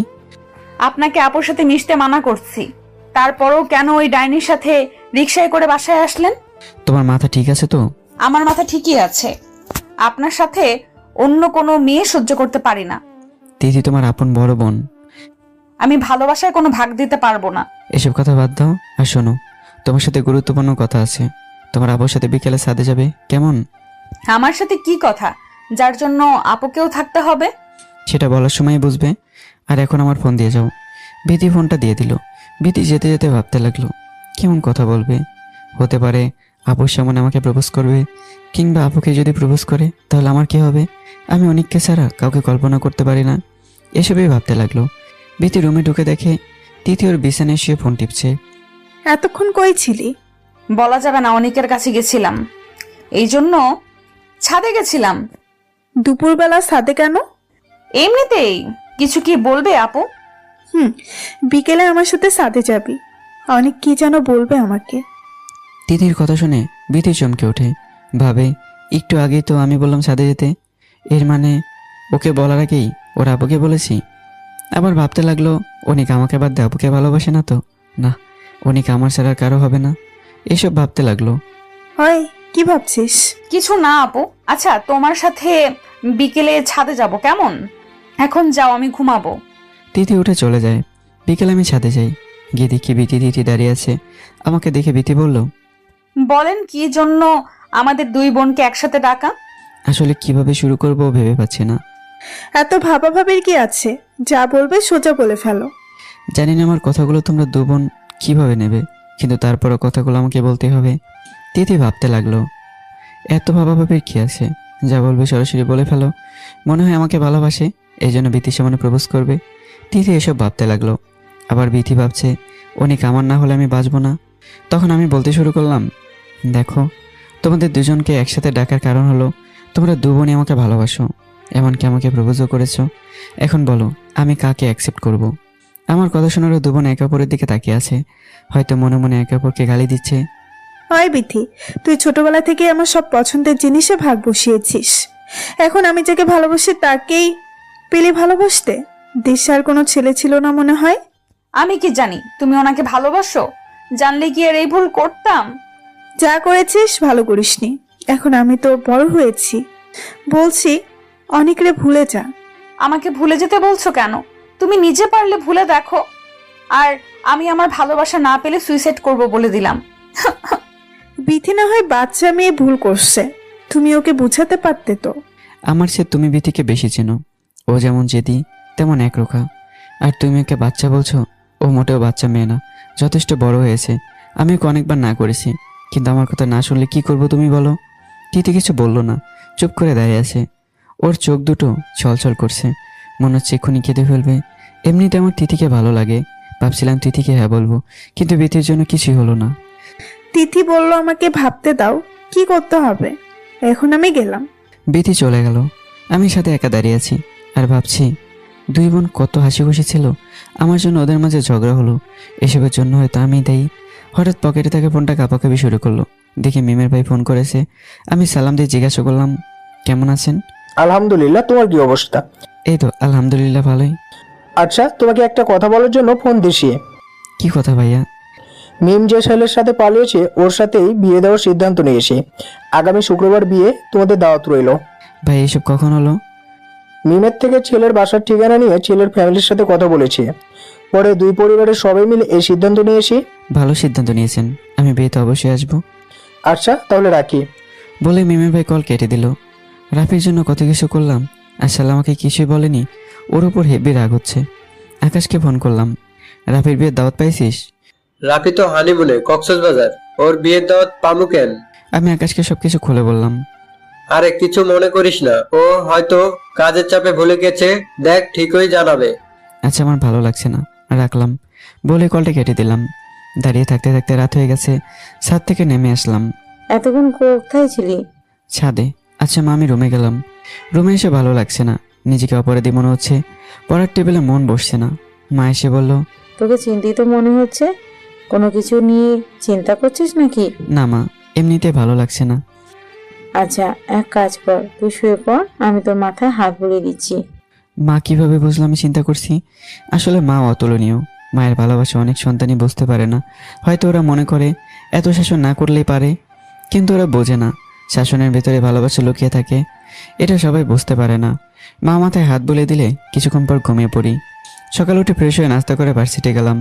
আজকে তিথিও ফোন দিল না। আবার ভার্সিটিতে দেখলামও না। দুজনের উপর কি হলো ওপরালাই ভালো জানে। এভাবে আরও দুদিন কেটে গেল। আজ রাফির বিয়ে। অবশ্য গতকাল এসে দাওয়াত দিয়ে গেছে। বিয়েতে যাওয়ার জন্য রেডি হচ্ছি, এমন সময় তিথি কল করলো। হ্যালো। অনেক তোমার সাথে আমার কথা আছে। কি কথা বলো? ফোনে বলা যাবে না। তাহলে কিভাবে বলবে? আজকে আমার সাথে দেখা করতে পারবে? এখন তো আমি বন্ধুর বিয়ের অনুষ্ঠানে যাচ্ছি, এসে কথা বলবো। তিথি আর কিছু না বলে কল কেটে দিল। কি কথা বলতে পারে ভাবতে লাগলাম। মনে হয় ডিসিশন নিয়ে নিছে, হয়তো তাই জানাতেই কথা বলবে। কিন্তু আমি তো তিথিকে পছন্দ করি। যদি বিধির কথা বলে, না, নিজের ভালোবাসা কেন আরেকজনকে দেবে? তিথি আমারই হবে। এখন আর এসব না ভেবে রাফির বিয়েতে গেলাম। আকাশ আমার আগে চলে এসছে। আমাকে দেখে বলল, এত দেরি করলি কেন? আর বলিস না, খুব টেনশনে আছি। তোর আবার কিসের টেনশন? শালা, গাছে তুলে দিয়ে মই টান দিয়ে বলছিস কিসের টেনশন? আরে শান্ত হ এবার। কি করে শান্ত হব? ইচ্ছে হচ্ছে তোদের দুজনকে গাছের সাথে উল্টো করে আচ্ছা মতো ধোলাই করি।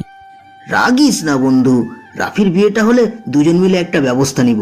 একবার তোদের বুদ্ধি শুনে যে বাস খাইছি, দ্বিতীয়বারে সে ভুল করছে না। এসব নিয়ে পরে কথা বলিস, আজকে তো আনন্দ কর। আরে পাগলা, চারিদিকে দেখ কত সুন্দরী মেয়ে, এর সাথে একটু মজা করবো কি না? আর তুই ওসব চিন্তা নিয়ে পড়ে আছিস। লুচ্চা, খারা, তোর গার্লফ্রেন্ডকে বলতেছি। না ভাই, তোর পায়ে ধরি, এসব ওরে বলিস না। বলবো না, এক শর্তে। কি শর্ত? আমার জন্য 2টা বেনসন সিগারেট নিয়ে আয়। ও তো ভালো হলি কবে থেকে রে? আজকে রাফির বিয়ে, এই জন্য বিশেষ ছাড় দিছি। আর বেশি কথা না বলে সিগারেট আন। আকাশ সিগারেট আনতে গেল। আমি একটা চেয়ার টেনে বসে বললাম। একটু পর আকাশ সিগারেট নিয়ে আসলো, কিন্তু বলত দিয়ে আসলাই নিয়ে আসিনি। এখন আগুন কোথায় পাবো? এত বাড়ি ভর্তির লোক, দূর, টেনশন করছি কেন? এখানে কেউ তো আমাকে চেনে না, তাহলে ভয় পাওয়ার কোনো কারণ নেই। রাফির রুমিকে দেখিয়ে বেচারা পাঞ্জাবি পড়ছে। ইচ্ছে হচ্ছে ওরে কিছুক্ষণ কাতুকুতু দিই, কিন্তু আরও মানুষ আছে, তাই কাতুকুতু দিতে পারলাম না। রাফির ইশারায় বললাম আগুন পাওয়া যাবে। ও বললো কিচেনে আছে, তবে সাবধান, আম্মু আছে মনে হয়। আমি কিচেনে গিয়ে দেখি কেউ নেই। ম্যাচটা পকেটে পড়ে ছাদে আসলাম। যাক, এখানে কেউ নেই, শান্তি মতো সিগারেট খাওয়া যাবে। সিগারেটে আগুন ধরিয়ে 2 টান দিতেই মনে হলো কেউ আসছে। পেছনে ঘুরে দেখি কয়েকটা মেয়ে, দেখতে মাশাআল্লাহ, কিন্তু একটা কেউ চিনি না। দূর, এদেরকে ভয় পেয়ে সিগারেট খাওয়া বন্ধ করবো? এটা হতে পারে না। না, ওদের সামনে সিগারেট টান দিতে লাগলাম। কি মজা! এমন সময় একটা মেয়ে বলে উঠলো, এই যে মিস্টার, এতগুলা মেয়ের সামনে সিগারেট খেতে লজ্জা করে না আপনার? আমার টাকায় সিগারেট খাচ্ছি, এখানে লজ্জা পাওয়ার কি আছে? আপনি আমার সামনে সিগারেট খেতে পারবেন না। আপনার সহ্য না হলে চলে যান, এত ভাব নেওয়ার কি আছে? ওই, আমি ভাব নিতে লাগলে আমার পিছে তোর মতো ছেলের লাইন লেগে যাবে। হ্যাঁ জানি তো, কম দামি পণ্যের কাস্টমার বেশি। আরে সীমা, তুই এই ছোট লোকের বাচ্চার সাথে এত কথা বলছিস কেন? চল এখান থেকে। আমাকে যাচ্ছে বলুক, কিন্তু কেমন মা বাবাকে নিয়ে বাজে কথা বললে আমার সহ্য হয় না। আর এই মেয়েকে ছাড় দেওয়া কোনো মতে সম্ভব না। মেয়েটা সামনেকে ঠাস করে দুগালে থাপ্পড় দিয়ে দিলাম।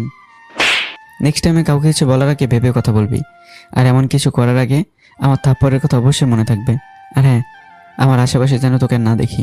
আমার থাপ্পড় দেওয়ার দিকে সবাই অবাক হয়ে গেছে, আর মেয়েটা দুগালে হাত দিয়ে দাঁড়িয়ে আছে।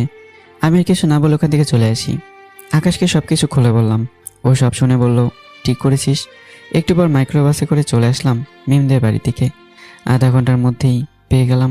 আমাকে বরের মাইক্রোবাস থেকে নামতে দেখে মিমের ভাই অবাক হয়ে তাকিয়ে আছে। হয়তো ভাবছে আমি বরের মাইক্রোবাসে কেন। আকাশকে সাথে করে নিয়ে ঢুকতে লাগলাম। একটু পর খেতে দিল। খাবার খাওয়ার কিছুক্ষণ পর রাফি আর মিমের বিয়ে পড়ানো হলো। এরপর বর বউ নিয়ে চলে আসা হলো। আমি রাফির কাছ থেকে বিদায় নিয়ে চলে আসলাম। রাত হয়ে গেছে। তিথির কথা মনে পড়লো। ও কি যেন বলতে চাইছে। তিথিকে কল করলাম। হ্যালো বিথি, কোথায় তুমি? বাসায় কেন? সকালে কি যেন বলতে চাইছো? হ্যাঁ, কিন্তু তুমি তো অনেক বিজি। বললাম তো রাফির বিয়ে। আচ্ছা, এক কাজ করো, তোমার বাসায় সাথে আসো, আমি সাথে আসি। তিথি বলল, আচ্ছা। ড্রেস চেঞ্জ করতে লাগলে দেরি হবে। এর সেই অবস্থায় যাই। সাথে গিয়ে ফোন টিপতে লাগলাম। একটু পর তিথি আসলো। আশেপাশের বাসা থেকে লাইটের আলো আসছিল। যে আলোতে তিথিকে দেখলাম বড্ড মায়াবী লাগছে। ইচ্ছে হচ্ছে জড়িয়ে ধরে বলি ভালোবাসি, অনেক ভালোবাসি। আমি বললাম, তিথি, তোমাকে আমার কিছু বলার আছে। আগে আমার কথা শোনো, তারপর তোমার কথা বলো। আচ্ছা বলো। আমি জানি তুমি আমাকে পছন্দ করো, আমিও তোমাকে ভালোবাসি, কিন্তু আমি আমার বোনকে আমার নিজের থেকেও বেশি ভালোবাসি। ওর কষ্ট আমি দেখতে পারবো না। আমার বোনটা তোমাকে অনেক ভালোবাসে। বলো, কখনো ওকে কষ্ট দিবে না? আমি তিথির কথা শুনে হয়ে দাঁড়িয়ে রইলাম। তিথি আমাকে এতটা শখ দিবে ভাবতে পারিনি। ওর চোখ ছলছল করছে, মনে হচ্ছে এখনই বাঁধ ভেঙে অযোধ্যায় পানি নামবে। তিথি আমাকে কান্না ভেজা কণ্ঠে বলল, কি হলো, কথা দাও, আমার বোনকে সারা জীবন ভালোবেসে যাবে। তিথি, তোমার মাথা ঠিক আছে তো? নিজের ভালোবাসা কখন এভাবে বিলিয়ে দেয়? আমার বোনের জন্য সব করতে পারি, কিন্তু আমি তোমাকে ভালোবাসি। আমি বিথিকে ভালোবাসতে পারবো না। আমার জন্য তোমাকে পাততে হবে। পাগলামো বাদ দাও। আমি পাগলামি করছি না, সবকিছু ভেবেই আমি এই সিদ্ধান্ত নিয়েছি। এমনকি আব্বু আম্মুকেও বলেছি তোমার আর বিথির কথা, ওনারা রাজি হয়েছে। তুমি এত বড় সিদ্ধান্ত নেওয়ার আগে আমাকে জানাতে পারতে। বিথি তোমাকে পাগলের মতো ভালোবাসে, এর চেয়ে তোমার কি চাই? শুধু ওর ভালোবাসা হলে তো চলবে না, আমারও তোকে ভালোবাসতে হবে, পছন্দ হতে হবে। অনেক প্লিজ আমার রিকোয়েস্টটা রাখো, তাহলে বুঝবো তুমি আমাকে সত্যিই ভালোবাসো। তিথি, তুমি আমাকে এমন রিকোয়েস্ট করতে পারো না, যেটা করতে লাগলে নিজের ভালোবাসা হারাতে হবে। আমি এমন রিকোয়েস্ট রাখতে পারবো না। তিথির কান্না বেড়েই চলেছে। আচমকা তিথি আমাকে জড়িয়ে ধরে আরো কান্না করতে লাগলো। এই পাগলি, এভাবে কান্না করো না, আমি তো আছি। কান্না করবো না তো কি করবো বলো? নিজের ভালোবাসার মানুষ ছোট বোনের বড় হবে, এর চেয়ে কষ্ট কি হয় বলো? তুমি আমাকে ভালোবাসো, তাহলে এই ভুল করলে কেন? বিথি বলছে তোমাকে না পেলে সুইসাইড করবে।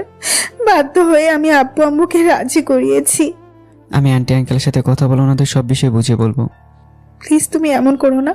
আমার হয়তো কিছুদিন কষ্ট লাগবে, পরে নিজেকে মানিয়ে নিব, কিন্তু তুমি বিথির না হলে আমার বিথিকে হারাতে হবে। আমি জীবনেও নিজেকে মাফ করতে পারবো না। তুমি শুধু নিজের দিকটাই ভাবছো, আমার কথাটা একবার ভাবতে। আমিও তোমাকে ভালোবাসি, আর ভালোবাসা না পাওয়ার কষ্ট নিয়ে সারা জীবন থাকতে হবে। অনেক, তুমি যদি আমার কথা না রাখো তাহলে আমার মরা মুখ দেখবে বলে দিলাম। কি বিপদে পড়লাম। একদিকে নিজের ভালোবাসা, অপরদিকে ভালোবাসার মানুষের কথা রক্ষা করা।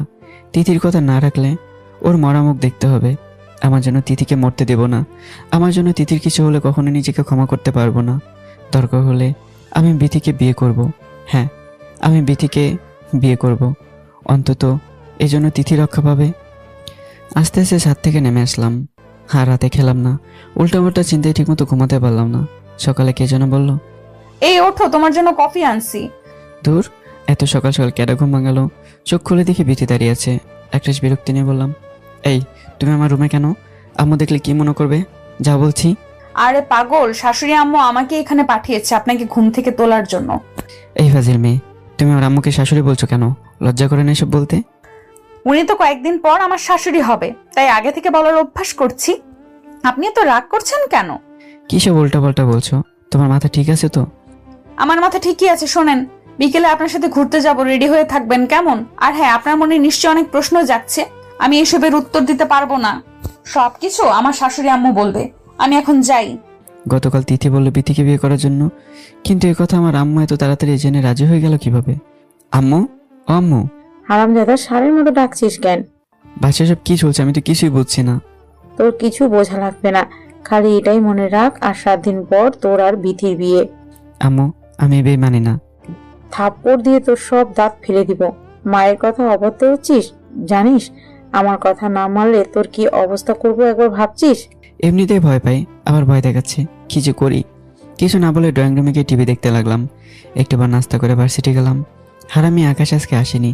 ক্লাস শেষ করে বাসে আসতে লাগলাম। এমন সময় রিক্সার সামনে একটা কার এসে থামলো। কার থেকে বিথের আব্বু বের হয়ে আসলো।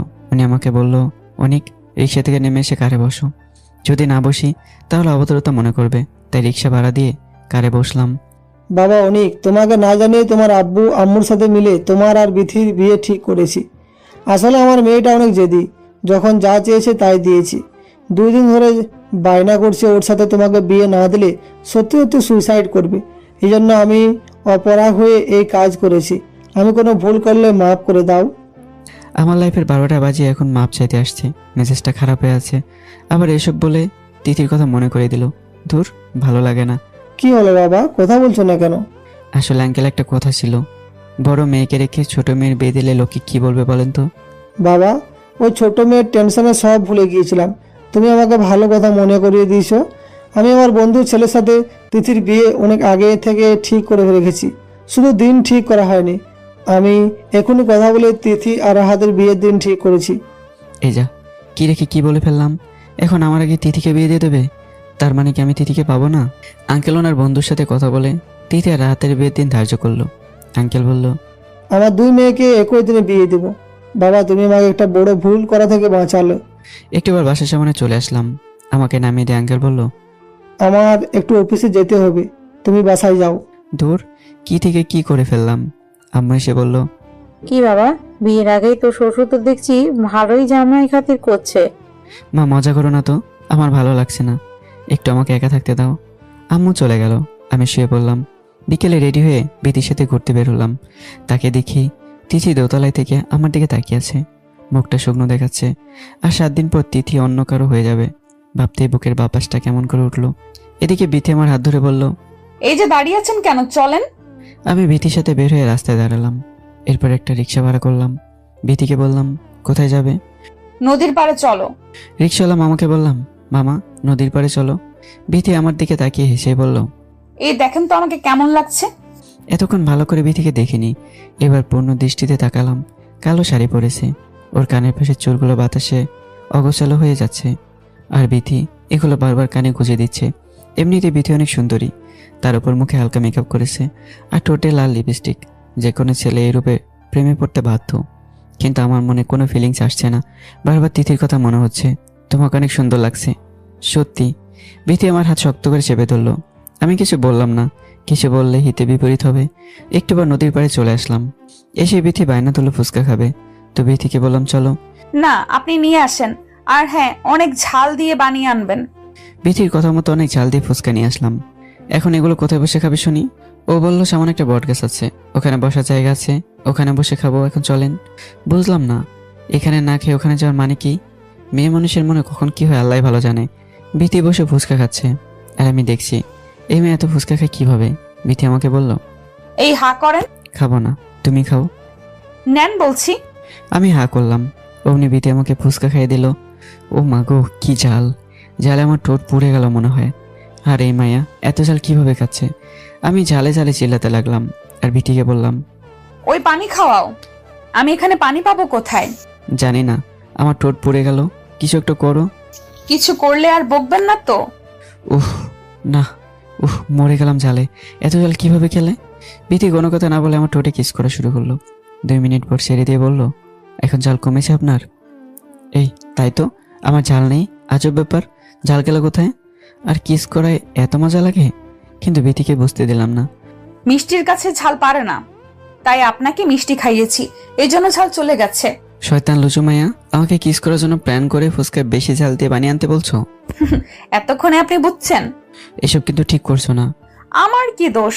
আপনারা তো সুন্দর ঠোঁটে কিস করার লোভ সামলাতে পারিনি। বিয়ের আগে এসব আর করবে না। কেন? অন্য কারো থেকে নেবেন নাকি? সেটা তোমার না ভাবলেও চলবে। এখন চলো এখান থেকে। দুজনে হাঁটতে লাগলাম। বিথি আমার হাত ধরে আছে। একেবারে খারাপ লাগছে না। তারপরে মনে হচ্ছে বিথির জায়গায় তিথি হলে আরো ভালো লাগতো। বিথি আবার আবদার করলো আইসক্রিম খাবে, তো আইসক্রিমওয়ালাকে বললাম 2টো আইসক্রিম দিতে। 2টো না, একটা নিলেই হবে। এই মেয়ে এখন নিজে নিজে আইসক্রিম খাবে আর আমাকে দেবে না, এটা মানতে পারছি না। কিন্তু ওর সামনে কিছু বললাম না। একটা আইসক্রিম নিয়ে ওকে দিলাম। বিথি আইসক্রিমে এক কোনায় কামড় দিয়ে আমার মুখের সামনে ধরে বলল, খান একটু। তোমারটা কেন খাবো? একসাথে খেলে ভালোবাসা বাড়ে। নেন, কথা না বাড়িয়ে আইসক্রিম খান। জানি না খাওয়া পর্যন্ত আমাকে ছাড়বে না, তাই বাদ দিয়ে ওর সাথে আইসক্রিম ভাগাভাগি করে খেলাম। এতদিন যত আইসক্রিম খেয়েছি তার চেয়ে আজকে বেশি মজা পেলাম। হাঁটতে হাঁটতে অনেক দূর চলে এসেছি, তাই বিথিকে বললাম, চলো অনেক ঘুরেছি, এখন বাসায় চলো। সামনে একটা সুন্দর জায়গা আছে, ওখানে চলেন না প্লিজ। বিথির আবদার ফেলতে পারলাম না, যেতে লাগলাম ওর সাথে। ওদিকে সন্ধ্যা হয়ে আসছে। আচমকা বিথি ও মাগো বলে বসে পড়লো। এই এখানে বসলে কেন? দেখতে পাচ্ছেন না আমি পায়ে ব্যথা পাইছি? উফ কি ব্যথা, আমি এখন কিভাবে যাব? সামান্য ব্যথা বলে এভাবে কেউ কান্না করে নাকি? ব্যথা আমার লেগেছে, আমি বুঝতেছি। আপনি তো আর আমার ব্যথা বুঝবেন না। বিথি উঠে দাঁড়াতে চেষ্টা করলে কিন্তু পারলো না। কি বিপদে পড়লাম। একে এখন নেই কিভাবে? রিক্সা পাওয়া যাবে না। রাস্তা থেকে 10 মিনিটের মতো হেঁটে আসছি। এখন আমি এখানে থেকে যাব কিভাবে? চোখ কোথায় রেখে হাঁটতেছিলে? হ্যাঁ, চোখ চোখের জায়গায় ছিল, কিন্তু রাস্তা দেখা বাদ দিয়ে অন্য কিছু দেখছিলাম। তোমাকে দেখছিলাম, কিন্তু তুমি তো আমাকে বুঝতেই চাও না। বিড়বিড় করে কি বলছো? কই কিছু না তো। আমি বিথির হাত ধরে বললাম, এবার ওঠার চেষ্টা করো। বিথি আস্তে আস্তে উঠে দাঁড়িয়ে বলল, উফ অনেক ব্যথা করছে, দাঁড়িয়ে থাকতে পারছি না, কিছু একটা করুন। আজব, আমি কি করব? কি করবেন মানে? আমাকে কোলে করে নিয়ে চলেন। আমি কেন কোলে নিব? আমি আপনার সাথে এসেছি, সো আমার কিছু হলে আপনি দেখবেন, তাই না?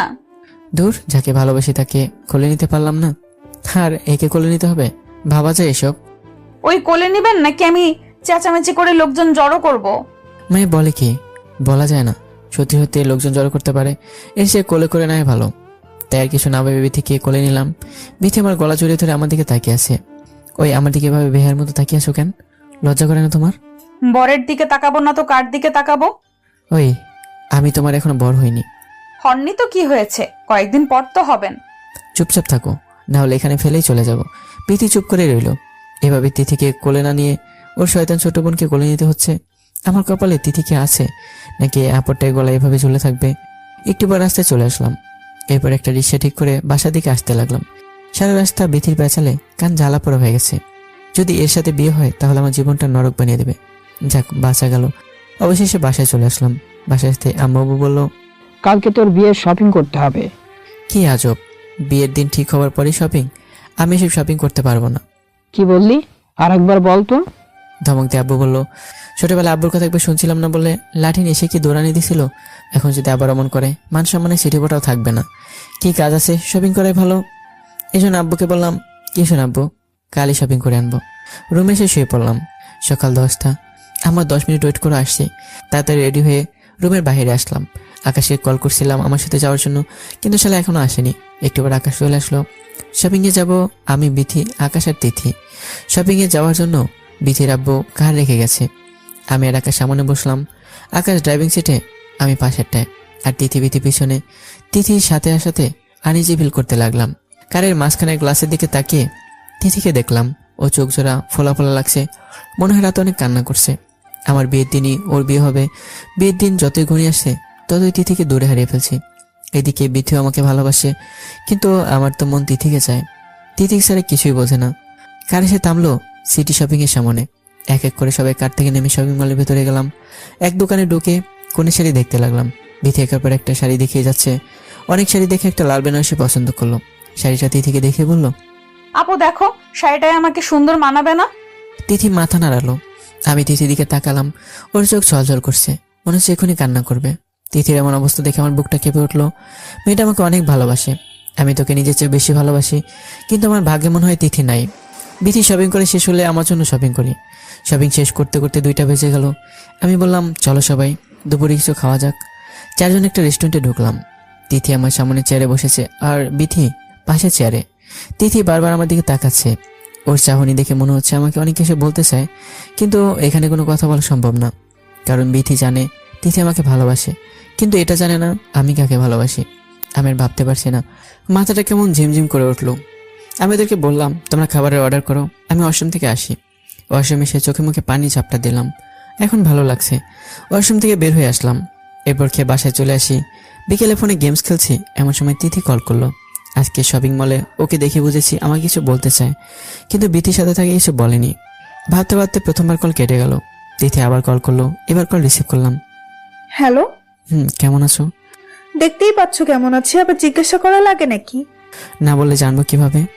ওইসব কথা বাদ দাও, যেই জন্য তোমাকে ফোন করছিলাম। কি জন্য বলো? এখন আমার সাথে কি একটু দেখা করতে পারবা? কোথায়? বাসার ছাদে। আচ্ছা 10 মিনিট, আমি আসতেছি।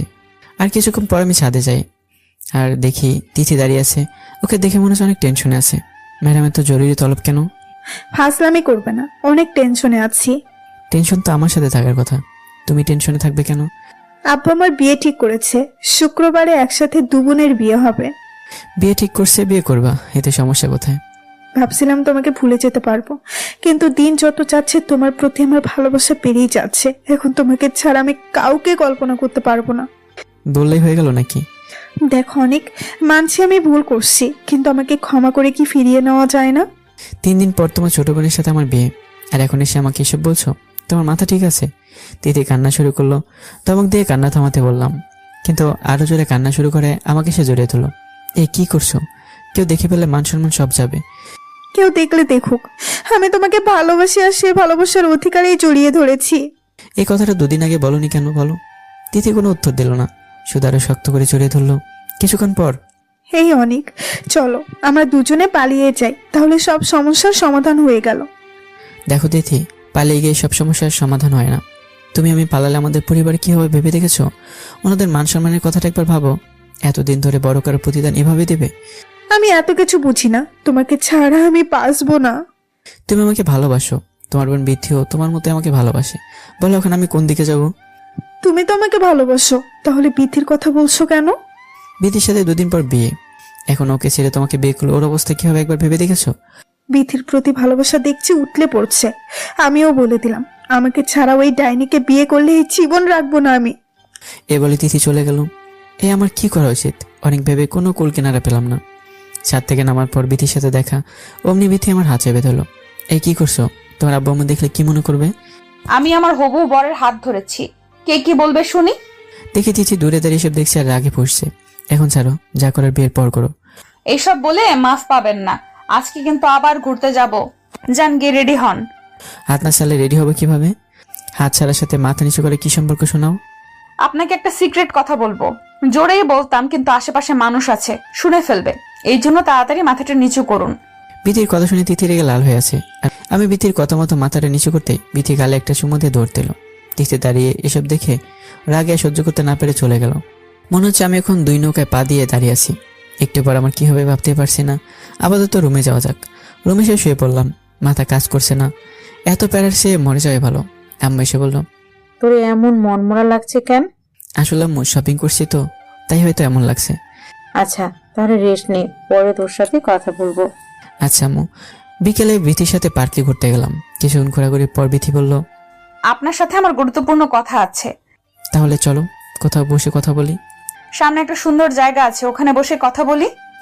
আসলে জায়গাটা সুন্দর, আশেপাশে ফুলের গাছ, আর ওখানে বসার জন্য উঁচু করে ইট দিয়ে গেঁথে তোলা হয়েছে। দুজনে বসলাম। কি জরুরি কথা বলবো বলো? আপুর সাথে আপনার কিসের সম্পর্ক? বিথি হঠাৎ তেমন প্রশ্ন করলো কেন? যা বলছি তার উত্তর দেন। কই কিছু না তো। আপনার চোখ বলছে আপনি মিথ্যা বলছেন। চোখ কথা বলে নাকি? আজব। দেখুন, আমি ঘুরিয়ে পেঁচিয়ে কথা বলতে পছন্দ করি না। ছাদে আপনার আর আপুর সব কথা আমি শুনেছি। শুনেছো যখন, তাহলে জিজ্ঞেস করছো কেন? এই কয়েকদিনে আপনাকে অনেক ভালোবেসে ফেলেছি, কিন্তু ভয় হয় যদি আপুর সাথে পালিয়ে যান। বিথির কথায় কি উত্তর দেবো ভেবে পেলাম না। মেয়েটা সত্যি আমাকে ভালোবাসে, ওরে ধোঁকা দিলে সইতে পারবে না। অপরদিকে তিথিও আমাকে ভালোবাসে, আমি তিথিকে ভালোবাসি। তিথিও বলেছে আমাকে না পেলে বাঁচবে না। বিথি চুপ থাকো। বড় বোন, এখন তারা পালানোর জন্য প্ল্যান করছে, এমন অবস্থায় আমি চুপ থাকবো কিভাবে বলেন? তুমি বলো আমি এখন কি করব? তোমাকে বিয়ে করবো নাকি তোমার বোনকে? বলো একবার। আমার অবস্থান এসে ভেবে দেখো আমি কতটা টেনশনে আছি। আচ্ছা দেশে কি আর কোনো ছেলে ছিল না বলো? আমি জানতাম আপু আপনাকে ভালোবাসে, জানলে তো আর এই ভুল করতাম না। যতদিনে জানছি ততদিনে অনেক দেরি হয়ে গেছে। এই মনটা এখন আপনার কথাই ভাবে। আপনাকে ছাড়া কোনো কিছু ভাবতে পারি না। মনে হয় আপনিই আমার সব। তোমরা দুই বোন আমাকে কেটে দুই ভাগ করে নাও, তাহলে ঝামেলা মিটে গেল। আমি এত কিছু বুঝি না, আপনি শুধু আমার। আর আপুকে নিয়ে পালানোর কথা ভাবলে আমার লাশের উপর দিয়ে যেতে হবে। এখন ডিসিশন আপনার, যেটা ইচ্ছা করেন। আমি বাসায় গেলাম। বিথি চলে গেল। আমি বসে ভাবতে লাগলাম, কিন্তু কাকে রেখে কাকে বিয়ে করব কোনো কিছু ঠিক করতে পারলাম না। এমনিতে টেনশনে দুদিন ধরে ঘুম হচ্ছে না। বাজার থেকে 2-1 পাতা ঘুমের ট্যাবলেট কিনে বাসায় আসলাম। রাত প্রায় 2টা। আমার চোখে কোনো ঘুম নেই। ঘুম আসবে বা কিভাবে? দু বোনের হুমকিতে ঘুম পালিয়েছে, কিন্তু না ঘুমালে তো শরীর খারাপ হয়ে যাবে। এজন্য অনেকগুলো ট্যাবলেট খেয়ে ঘুমিয়ে পড়লাম। চোখের পাতা ভারী হয়ে আসছে, মনে হচ্ছে কোনো অতলে হারিয়ে যাচ্ছে। এরপর আর কিছু মনে নেই। সকালে আমাকে ডাকতে লাগলো আম্মু, কিন্তু আজকে কোনো নাড়াচড়া না দেখে আমাকে আমার কপালে হাত দিল। দেখে কপাল ঠান্ডা হয়ে আছে। কিছুক্ষণ ধাক্কা দিয়ে আমাকে তুলতে পারলো না। হঠাৎ আম্মুর চোখ পড়লো টেবিলের উপর। দেখে প্রায় 2 পাতার 15টা ঘুমের ট্যাবলেট নেই। এটা ভেবে আম্মু একটা চিৎকার দিল। আম্মু চিৎকার শুনে আব্বু ছুটে এলো। আনিকের আম্মু, কান্না করছো কেন? দেখো আমার ছেলেটার কি হয়েছে, ও উঠছে না কেন? ওর কিছু হলে আমি বাঁচবো না। তোমার ছেলে এত ঘুমের ওষুধ খাইছে কেন? আমি কি করে বলবো? বেশি কথা না বলে অ্যাম্বুলেন্স ডাকো, ছেলেকে হাসপাতালে নিতে হবে। কিছুক্ষণ পর অ্যাম্বুলেন্স এলো। অ্যাম্বুলেন্সের শব্দ শুনে বিথি, তিথি, ওর আব্বু আম্মু সবাই নিচে নেমে আসলো। আন্টি, আমার অনেকের কি হয়েছে? এমন ভাবে আছে কেন? জানি না মা, ওর রুমে খালি ঘুমের ওষুধের প্যাকেট পেয়েছি, মনে রাতে ওগুলো খেয়েছে। এখানে না কথা বলে তাড়াতাড়ি ডাক্তারের কাছে নিয়ে চলুন। এদিকে আমাকে অ্যাম্বুলেন্সে করে হাসপাতালে নিয়ে আসা হলো। ডাক্তার এসে বলল, অনেকগুলো ঘুমের ওষুধ খেয়েছে, প্লিজ ডাক্তার সাহেব আমার ছেলেকে বাঁচান। দেখুন, বাঁচা মারা সব আল্লাহর হাতে, আমরা তো শুধু মাধ্যম। আল্লাহর কাছে দোয়া করুন। নার্স, দ্রুত এনাকে ওটিতে নিয়ে যান। নার্স এসে আমাকে অপারেশন থিয়েটারে নিয়ে গেল। ডাক্তার বলল, আপনারা চিন্তা করবেন না, আমরা আমাদের সাধ্যমতো চেষ্টা করব।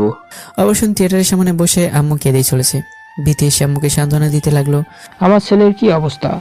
ওর জ্ঞান ফিরেছে কি? দেখুন, আমাদের যা করার দরকার করেছি, কিন্তু কি ডাক্তার? দেখুন, অনেকগুলো ঘুমের ট্যাবলেট খাওয়ার জন্য আপনার ছেলে প্রায় মারা যাচ্ছিল।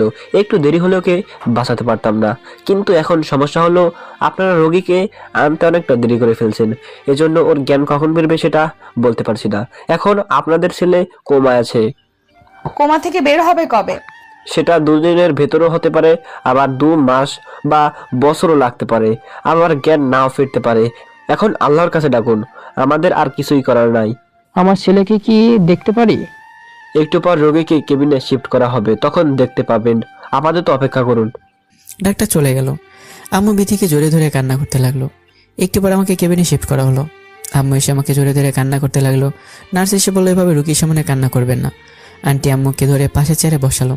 তিথি এসে দরজার সামনে দাঁড়ালো। তিথির আম্মু তিথিকে সবকিছু খুলে বললো। তিথি ভেবেছিল যে আমি হয়তো মারাই গেছি, কিন্তু যখন দেখলো বেঁচে আছি, তাহলে আর কোনো চিন্তা নাই। 1 মাস চলে গেল, তা আমার জ্ঞান ফিরল না। আম্মু প্রতিদিন আমার জন্য কাঁদে। আব্বু তো শুকিয়ে গেছে।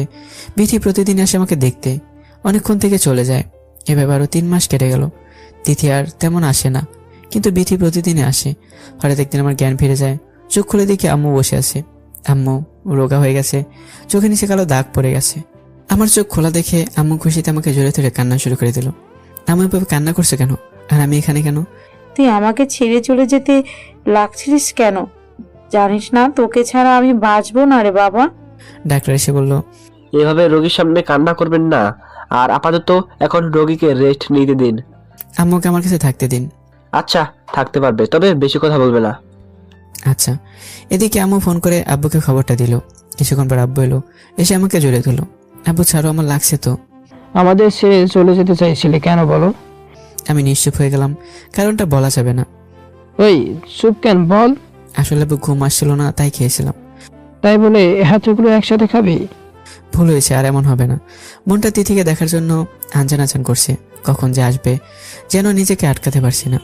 আম্মুর সাথে অনেক কথা বললাম। এর ভেতর জানতে পেরেছি আমি 4 মাস কমাইছিলাম, তবে বিথি দিদির কথা বলেনি। কিছুক্ষণ পর বিথি আসলো, আমার জ্ঞান ফিরেছে দেখে আমাকে জড়িয়ে ধরলো। ছাড়ো, আমার লাগছে তো। লাগুক। এভাবে পাগলামি করেছিলেন কেন বলেন? দেখ, ভাল লাগে না। বিথিকে 2 চোখে সহ্য হচ্ছে না। আম্মু আছে জন্য কিছু বলতে পারছি না, তাও বললাম এখন বসো, পরে এই নিয়ে কথা হবে। বিথি আমাকে ছেড়ে দিয়ে আমার পাশে বসলো। এরপর আমার মাথায় হাত বুলিয়ে দিতে লাগলো। আম্মু বিথির কাণ্ড দেখে হাসতে লাগলো। বিথি আম্মুকে বলল, আন্টি আপনি এখন যান, আমি তো আছি। বিথির কথা শুনে আম্মু হাসতে হাসতে বেরিয়ে গেল। আমি বিথিকে বললাম, তিথি কেমন আছে? ও আসেনি? তিথি নাম শুনে বিথির মুখটা শুকিয়ে গেল। ও কিছু বললো না, চুপচাপ বসে রইল। ওই কথা বলছো না কেন? ও হ্যাঁ আপু, ভালো আছে, আসবে একটু পর। যাক, তিথি তাহলে আসবে শুনে মনটা শীতল হলো। বিথি মনে মনে ভাবলো, যাকে ভালোবাসি সে আরেকজনকে চায়, আর সে আরেকজনকে। আসলে অধিকাংশ মানুষই সত্যিকারে ভালোবাসার মর্ম বোঝে না, তবে পরে ঠিকই বোঝে, কিন্তু ততদিনে ফিরে পাওয়ার কোনো উপায় থাকে না। আচ্ছা, তিথির বিয়ে কি হয়েছে নাকি এখন আমার জন্য অপেক্ষা করছে? তিথি আমায় ছাড়া কারো হতে পারে না। না, এত কিছু ভাবতে পারছি না। হাসপাতালে আরো 2 দিন কেটে গেল, কিন্তু তিথির দেখা পেলাম না। মনটা আর মানতে চাইছে না, ইচ্ছে করছে ছুটে যায় তিথির কাছে, কিন্তু শরীর দুর্বল, হাঁটতে পারি না। ডাক্তার এসে জানালো আর 7 দিন পর আমাকে বাসায় নিয়ে যাবে। এই 7 দিনে বিথি অনেকবার এসেছে, কিন্তু তিথি এলো না। তাহলে কি সত্যি সত্যি তিথির বিয়ে হয়ে গেছে? সেজন্য আসেনি? মাথার ভেতর উল্টাপাল্টা চিন্তা ঘুরপাক খেতে লাগলো। অবশেষে আমাকে বাসায় নিয়ে আসা হলো। এখন মোটামুটি সুস্থ। বিকেলে রুমে শুয়ে আছে, এমন সময় রাফি, মিম আর আকাশ আসলো। ওদেরকে দেখে অনেক ভালোই লাগলো। পাগলামি করছিলি কেন বল? অনেক ডিপ্রেশনে ছিলাম রে, তখন মাথা ঠিক ছিল না, কি করব। আর সেসব কথা বাদ দে, এখন বল কেমন আছিস? ওরা 3 জন একসাথে বললো ভালো আছে। তো রাফি, শ্বশুর বাড়িতে কেমন খাচ্ছিস? আর বলিস না, শ্বশুর বাড়িতে যাওয়ার সময়ই পাই না। শালা মিথ্যা বলিস কেন? গত সপ্তাহে ও 3 দিন শ্বশুর বাড়ি ছিলি। মনে ছিল না রে বলেই হাসতে লাগলো। সবাই মিলে আরো আড্ডা দিলাম। ওদের রাতের খাবার খেয়ে তারপরে যেতে দিলাম। অনেকদিন ভার্সিটিতে যাওয়া হয় না। আকাশ বলে গেল এই 1 মাস পরেই ফাইনাল পরীক্ষা। এতবার কিভাবে শেষ করবো ভাবতেই মাথা গুলিয়ে যাচ্ছে। ধুর, আজ আর পড়বই না, কাল সকাল থেকে পড়া শুরু করব। সকালে ভার্সিটি গেলাম, দেখি আকাশ রাফি আগে চলে এসছে। ওদের সাথে ক্লাসে গেলাম। এতদিন পর আমাকে ক্লাসে দেখে সবাই অবাক হয়ে গেছে। একজন বলল, কিরে অনেক, শুনলাম তুই নাকি কোন মাইয়াকে নিয়ে পালিয়ে গেছিলি? আরেকজন বলল, আরে মাইয়া নিয়ে পালাতে লাগছিল, পরে নাকি ধরে আচ্ছা মতো মায়ের দিয়ে হাসপাতালে ভর্তি করছিল। ওদের আজগবি কথা শুনে মাথা গরম হয়ে গেল। ইচ্ছে হচ্ছে আবাল দুটোকে আচ্ছা মতো গেলানি দিই। আকাশ আর রাফি মনে হয় আমার মনের কথা বুঝতে পেরে বলল, চুপ করবো মানে? শালারা আগামাথা না জানি পুরো ক্লাসে আমাকে ক্যারেক্টারলেস বানিয়ে দিল। আরে কুত্তা কামড় দিলে তাকেও কি কামড়াবি? আমি তো কুত্তা না যে কামড়াবো। তাহলে চুপচাপ থাক। তোদের জন্য ওরা বেঁচে গেল, না হলে দুটোকে আজ দেখে নিতাম। ক্লাসে স্যার এসে আমাকে 1 বস্তা ছাড়িয়ে দিল। এভাবে প্রতি ক্লাস আলাদা আলাদা স্যার এসে ছাড়িয়ে দিয়ে গেল। আমার ভার্সিটি লাইফে আজকে সবচেয়ে বাজে দিন। এত কথা জীবনেও শুনিনি। ক্লাসে এসে ক্যান্টিনে এলাম। 3 জনের জন্য 3 কাপ কফি আন। আকাশ কফি আনতে গেল, একটু পর কফি আনলো। কফির মুখে চুমুক দিয়ে বললাম, অনেকদিন পর কফি খেলাম। ওই ছিলি না বলে আড্ডাও জমেনি। শালা মিথ্যা বলিস কেন? ক্লাস শেষ হতে না হতেই চলে যাইতি, আড্ডা দিলি কখন? আরে আমার তো বিয়ে ঠিক হয়েছিল, মনেই নেই দেখছি। এসব কথা বাদ দে, এখন বল অনিক তোর বিয়ে কবে? কিরে কথা বল। আরে আমি কি করে বলবো? এতদিন কি হয়েছে আমি জানি নাকি? তবে যাই বলিস, বিথি মেয়েটা মনে হয় তোকে সত্যিই ভালোবাসে। তোর ভালোবাসে না ছাই, ও এমনি এমন করে। আমি তিথিকে ছাড়া কাউকে বিয়ে করবো না। আমার যা ভালো মনে হয় তোকে বললাম, বাকিটা তোর ইচ্ছে। আচ্ছা, তোরা কেউ তিথিকে দেখেছিস? ওরা তো প্রায় দিনই ভার্সিটিতে দেখি। আচ্ছা চল তো দেখে আসি। রাফি আর আকাশকে নিয়ে তিথিতে ডিপার্টমেন্টে গেলাম। দেখি ক্লাস হচ্ছে, কিন্তু জানালা দিয়ে তিথিকে দেখতে পেলাম না, এজন্য চলে আসলাম। আকাশ বলল, আর একটু আড্ডা দিয়ে তারপর যাই, কি বলিস? এরপর বসে 3 জন আড্ডা দিচ্ছি। এমন সময় দেখি তিথি একটা ছেলের বাইকের পিছনে বসে আছে। ছেলেটা আমাদের সামনে দিয়ে বাইক নিয়ে গেল, অথচ তিথি আমার দিকে তাকালো না। আমার খুব রাগ হলো। আকাশকে বললাম, ওই ছেলেটির সাথে তিথির কি সম্পর্ক? 3 মাস ধরে ওই ছেলের সাথে তিথির রিলেশন।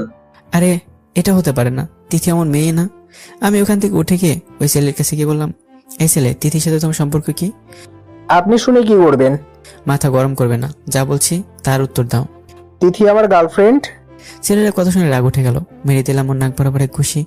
ছেলেটার নাক ধরে বসে পড়লো। আমি ছেলেটাকে এলোপাতাড়ি লাথি দিয়ে যাচ্ছি। এমন সময় ঠাস ঠাস করে আমার গালে কে যেন থাপ্পড় দিল। চোখ তুলে দেখি তিথি দাঁড়িয়ে। তোর সাহস কি করে হয় আমার বয়ফ্রেন্ডকে মারার? ছোট লোকের বাচ্চা কোথাকার! আর কখনো আমাদের আশেপাশে যেন না দেখি। একে তো আর ভালোবাসে না, তার উপর আব্বু আমাকে ছোট লোক বলে। আমার রাগ আরো বাড়িয়ে দিল। ঠাস ঠাস করে তিথিকেও 2টা থাপ্পড় মেরে দিলাম। তোকে ভালোবাসে আমার ভুল হয়েছে। তোর মতো মেয়েদের জন্য ছেলেরা কষ্ট পায়, আর যে সত্যিকারে ভালোবাসে তাকে বুঝতে পারি না। কিন্তু আমি আর সে ভুল করব না। আজই কি তোর বোনের সাথে বিয়ের কথা বলবো। থাক তোর বয়ফ্রেন্ডকে নিয়ে, বলে ওখান থেকে চলে আসি। কি দরকার ছিল তিথিকে মারার? মারবো না তো কি করব? কিছুদিন আগে ওর জন্য বিথিকে ভুল বুঝি, কিন্তু দেখ ও আমাকে সত্যিকারে ভালোবাসে। ওর মতো মেয়েকে এমনি এমনি ছেড়ে দিলে ভুল হবে। আচ্ছা বাদ দে সব, এখন বাসায় চল। তোর মাথা ঠিক নেই, কখন কি করে ফেলবি ঠিক নেই। তার চেয়ে আমি তোকে নামিয়ে দিয়ে আসি। তা ঠিক বলেছিস, ওরে নামিয়ে দিয়ে আয়, আমি গেলাম। রাফি চলে গেল। আমি আকাশের বাইকের পিছনে বসলাম। ও চালাতে শুরু করলো। কিছুক্ষণ পর বাসার সামনে নামিয়ে দিয়ে যায়। বাসায় এসে দেখি আম্মু আর বিথি বসে গল্প করছে। কি মিল রে বাবা। বিথি আমাকে দেখিয়ে চোখ মারলো, কিন্তু আম্মু কিছুই বুঝতে পারলো না। এখন কিছু বললে আবার ঝগড়া লাগিয়ে দেবে। তার সে রুমে গিয়ে শুয়ে থাকা ভালো। রুমে গিয়ে ড্রেস চেঞ্জ করে শুয়ে পড়ি। খেতে লাগলাম। দেখি আজকে তরকারির স্বাদ ভিন্ন, তবে খারাপ লাগছে না। আম্মুকে বললাম, মা আজকে অন্যরকম রান্নার স্বাদ লাগছে, ব্যাপার কি? আজকে নতুন স্টাইলে রান্না হয়েছে, বল কেমন লাগছে খেতে? সুন্দর হয়েছে। দেখতে হবে তো কে রান্না করেছে। আমার আম্মু রান্না করছে। ওই না, বিথি রান্না করেছে। কি? বিথি কবে থেকে রান্না করা শিখলো? তুই যখন কোমায় ছিলি তখন ওকে রান্না শেখাইছি। আসলে মেয়েটা তোকে অনেক ভালোবাসে, তাই না? কেমন করে বুঝলে আমাকে ভালোবাসে? তুই যখন কোমায় ছিলি তোর পাশে বেশিরভাগ সময় বিথি থাকতো, আমাকেও অত থাকতে দিত না। তাছাড়া ওর চোখ দেখে বোঝা যায় ও তোকে অনেক ভালোবাসে। ওকে আমার বৌমা করে আনবো যে কবে। তাহলে দেরি করছো কেন? হারামি, তোর জন্য তো সব কিছুতে গন্ডগোল পেকে গেছে। তা না হলে কবে এই বাড়ির বউ হতো। তা ঠিক। আচ্ছা, আমি বিথির আব্বু আম্মুর সাথে কথা বলে বিয়ের দিন ঠিক করছি। আম্মু চলে গেল। খাওয়া শেষ করে রুমে আসলাম। রাতে আম্মু বলল, 7 দিন পর তোর আর বিথির বিয়ে, তোর সব বন্ধুদের দাওয়াত দিস। আমি ফোন করে আকাশের রাফিকে সুসংবাদটা দিলাম। রাতে শুয়ে আছি, এমন সময় বিথি কল করলো। হ্যালো। এই যে মিস্টার হবু বর, কি করছেন শুনি? একজনের কথা ভাবছি। কি এসে? তোমাকে বলবো কেন? না বললেন, তবে শোনেন, আমাকে ছাড়া অন্য কোনো মেয়েকে নিয়ে ভাবা যাবে না বলে দিলাম। ভাবলে কি করবে শুনি? কি বুদ্ধি রে বাবা। দেখতে হবে না আমি কে? আমার বউ। এই শোনেন। কি গো বলো। একটু ছাদে আসেন প্লিজ। এখন ছাদে গিয়ে কি করব? আপনাকে খুব দেখতে ইচ্ছে করছে, প্লিজ আসেন। রাত 11টা বাজে। না আসলে কিন্তু আমি কান্না করব। থাকার কান্না করতে হবে না, আমি আসছি। ছাদে গিয়ে দেখি বিথি দাঁড়িয়ে আছে। এত রাতে পাগলামি করো কেন? আপনার সাথে পাগলামি না করলে কার সাথে পাগলামি করব শুনি? তা ঠিক বলছো। আমি ঠিকই বলি। আচ্ছা শোনেন, আপনার জন্য নুডলস রান্না করে আনছি, খেয়ে নেন। এমনিতে আমার নুডলস ফেভারিট, তাই দেরি না করে চামড়িতে খাওয়া শুরু করলাম। আমি খাচ্ছি আর বিথি দাঁড়িয়ে দেখছি। হয়তো রান্না করে সবটুকু আমার জন্য আনছে। পাগলিটা মনে হয় নিজেও খায়নি, তাই ভাবলাম ওকেও খাইয়ে দিই। এই জন্য বিথিকে বললাম, হাঁ করো। বিথি হাঁ করলো আর আমি খাইয়ে দিলাম। এভাবে একবার আমি খাচ্ছি, আরেকবার বিথিকে দিচ্ছি। খেতে খেতে বললাম, দুপুরে রান্নাটা অনেক সুন্দর হয়েছিল। এত সুন্দর রান্না করতে পারো জানা ছিল না। আপনার আম্মু শিখিয়েছে। একটু পর মনে হলো ছাদে কেউ আসছে। বিথি মনে হয় এখন টের পাইনি। পাশের বাসাগুলো থেকে আসা আলোতে দেখতে পেলাম তিথি আসছে। শয়তান মহিলাটাকে দেখে রাগ হচ্ছিল, কিন্তু রাগ সংবরণ করে বিথিকে বললাম, ঝাল লাগছে, পানি দাও। এখানে পানি তো আনিনি। তাহলে আমি কি ঝালে মারা যাব? আর কিছু না ভেবেই বিথির ঠোঁটে ঠোঁট ডুবিয়ে দিলাম। প্রায় 2 মিনিট পর ছেড়ে দিলাম। বিথি হাবাতে হাবাতে বলল, রাক্ষস একটা, এইভাবে কেউ কিস করে নাকি? আমি কি করব, ঝাল লেগেছিল তো। তোমার থিওরি মতো ঝাল কমালাম। কই ঝাল ছিল? নাকি এটা কিস করার বাহানা ছিল? যেটা মনে করো। আমি আগে থেকে খেয়াল করছি তিথি এসব কিছু দেখছে। ওরে দেখানোর জন্য আমি বিথিকে কিস করছি। ও হয়তো ভেবেছিল আমি ব্যর্থ প্রেম হয়ে দেবদাস হয়ে যাব, কিন্তু আমি সেই টাইপের ছেলে না। একটা ফালতু মেয়ের জন্য নিজের লাইফ নষ্ট করার মতো বোকামি আমি করবো না। আমি বিথিকে আসতে করে বললাম, তোমার বোন মনে হয় সব দেখে ফেলছে। দেখলে দেখুক, তাতে আমার কি? এই না হলে আমার বউ। আচ্ছা শোনো, এখন এখান থেকে চলো। আমি বিথির হাত ধরে নিচে চলে আসলাম। তিথি এসব দাঁড়িয়ে দেখলো। আস্তে আস্তে বিয়ের দিনও চলে আসলো। আজকে বিয়ে। অল্প কিছু আত্মীয় স্বজনের উপস্থিতিতে আমার আর বিথির বিয়েও সম্পন্ন হলো। রাত অনেক হয়ে গেছে, প্রায় 12টা বাজবে। আকাশ আর রাফি বলল, এত ভয় পাওয়ার কি আছে, বাসর ঘরে যা। ওই শালা, আমি কেন ভয় পাবো? তাহলে এখানে দাঁড়িয়ে আছিস কেন? যা বাসর ঘরে যা। এরপর দুজন মিলে আমাকে আমার রুমে ঢুকিয়ে দিল আর বলল, ধুর, এখন বাসরতে বিড়ালকে পাবো। রুমে ঢুকে অবাক হয়ে গেলাম। এটা কি আমার রুম নাকি বলে অন্য কোনো রুমে ঢুকে ফেলছি? ওই মিস্টার, এভাবে কি দেখছেন? আমার রুমে তো সুন্দর হলো কিভাবে? ওটা আমার কারণে। বিথি বড় ঘোমটা দিয়ে বসে আছে। আমি এর পাশে গিয়ে বসলাম। এবার ওর ঘোমটা তুলে অবাক হয়ে গেলাম। এত সুন্দর লাগছে বিথিকে। আমি কিছুক্ষণ চেয়ে রইলাম।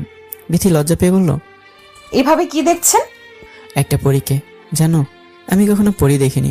দেখলে অবশ্যই বলবো তোমাদের চেয়ে আমার বউ বেশি সুন্দরী। বিথি প্রশংসা শুনে আরো লজ্জা পেয়ে গেল। এরপর বলল, আমি অত সুন্দর নাকি? তুমি আমার কাছে পৃথিবীর সেরা সুন্দরী। হয়েছে, আর পাম দিতে হবে না। নেমে আসো। দুজন মিলে নামাজ পড়বো। এরপর বাথরুমে গিয়ে উজু করে সে বিথিকে নিয়ে 2 রাকাত নামাজ আদায় করলাম। এরপর বিথির হাতে দিনমোহরের টাকা দিয়ে বললাম, এই নাও তোমার দিনমোহরের টাকা। বিথি টাকাগুলো আমার হাতে ফেরত দিয়ে বলল, এ টাকা আমি চাই না, আপনি আমাকে সারা জীবন ভালোবেসে গেলেই আমি খুশি।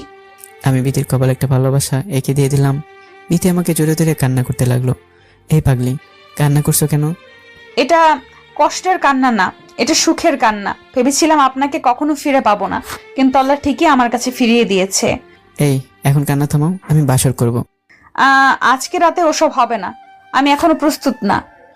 আজকে সবকিছু হবে, আর আমি তো আছি। বিথিকে আর কোনো কথা বলতে দিলাম না।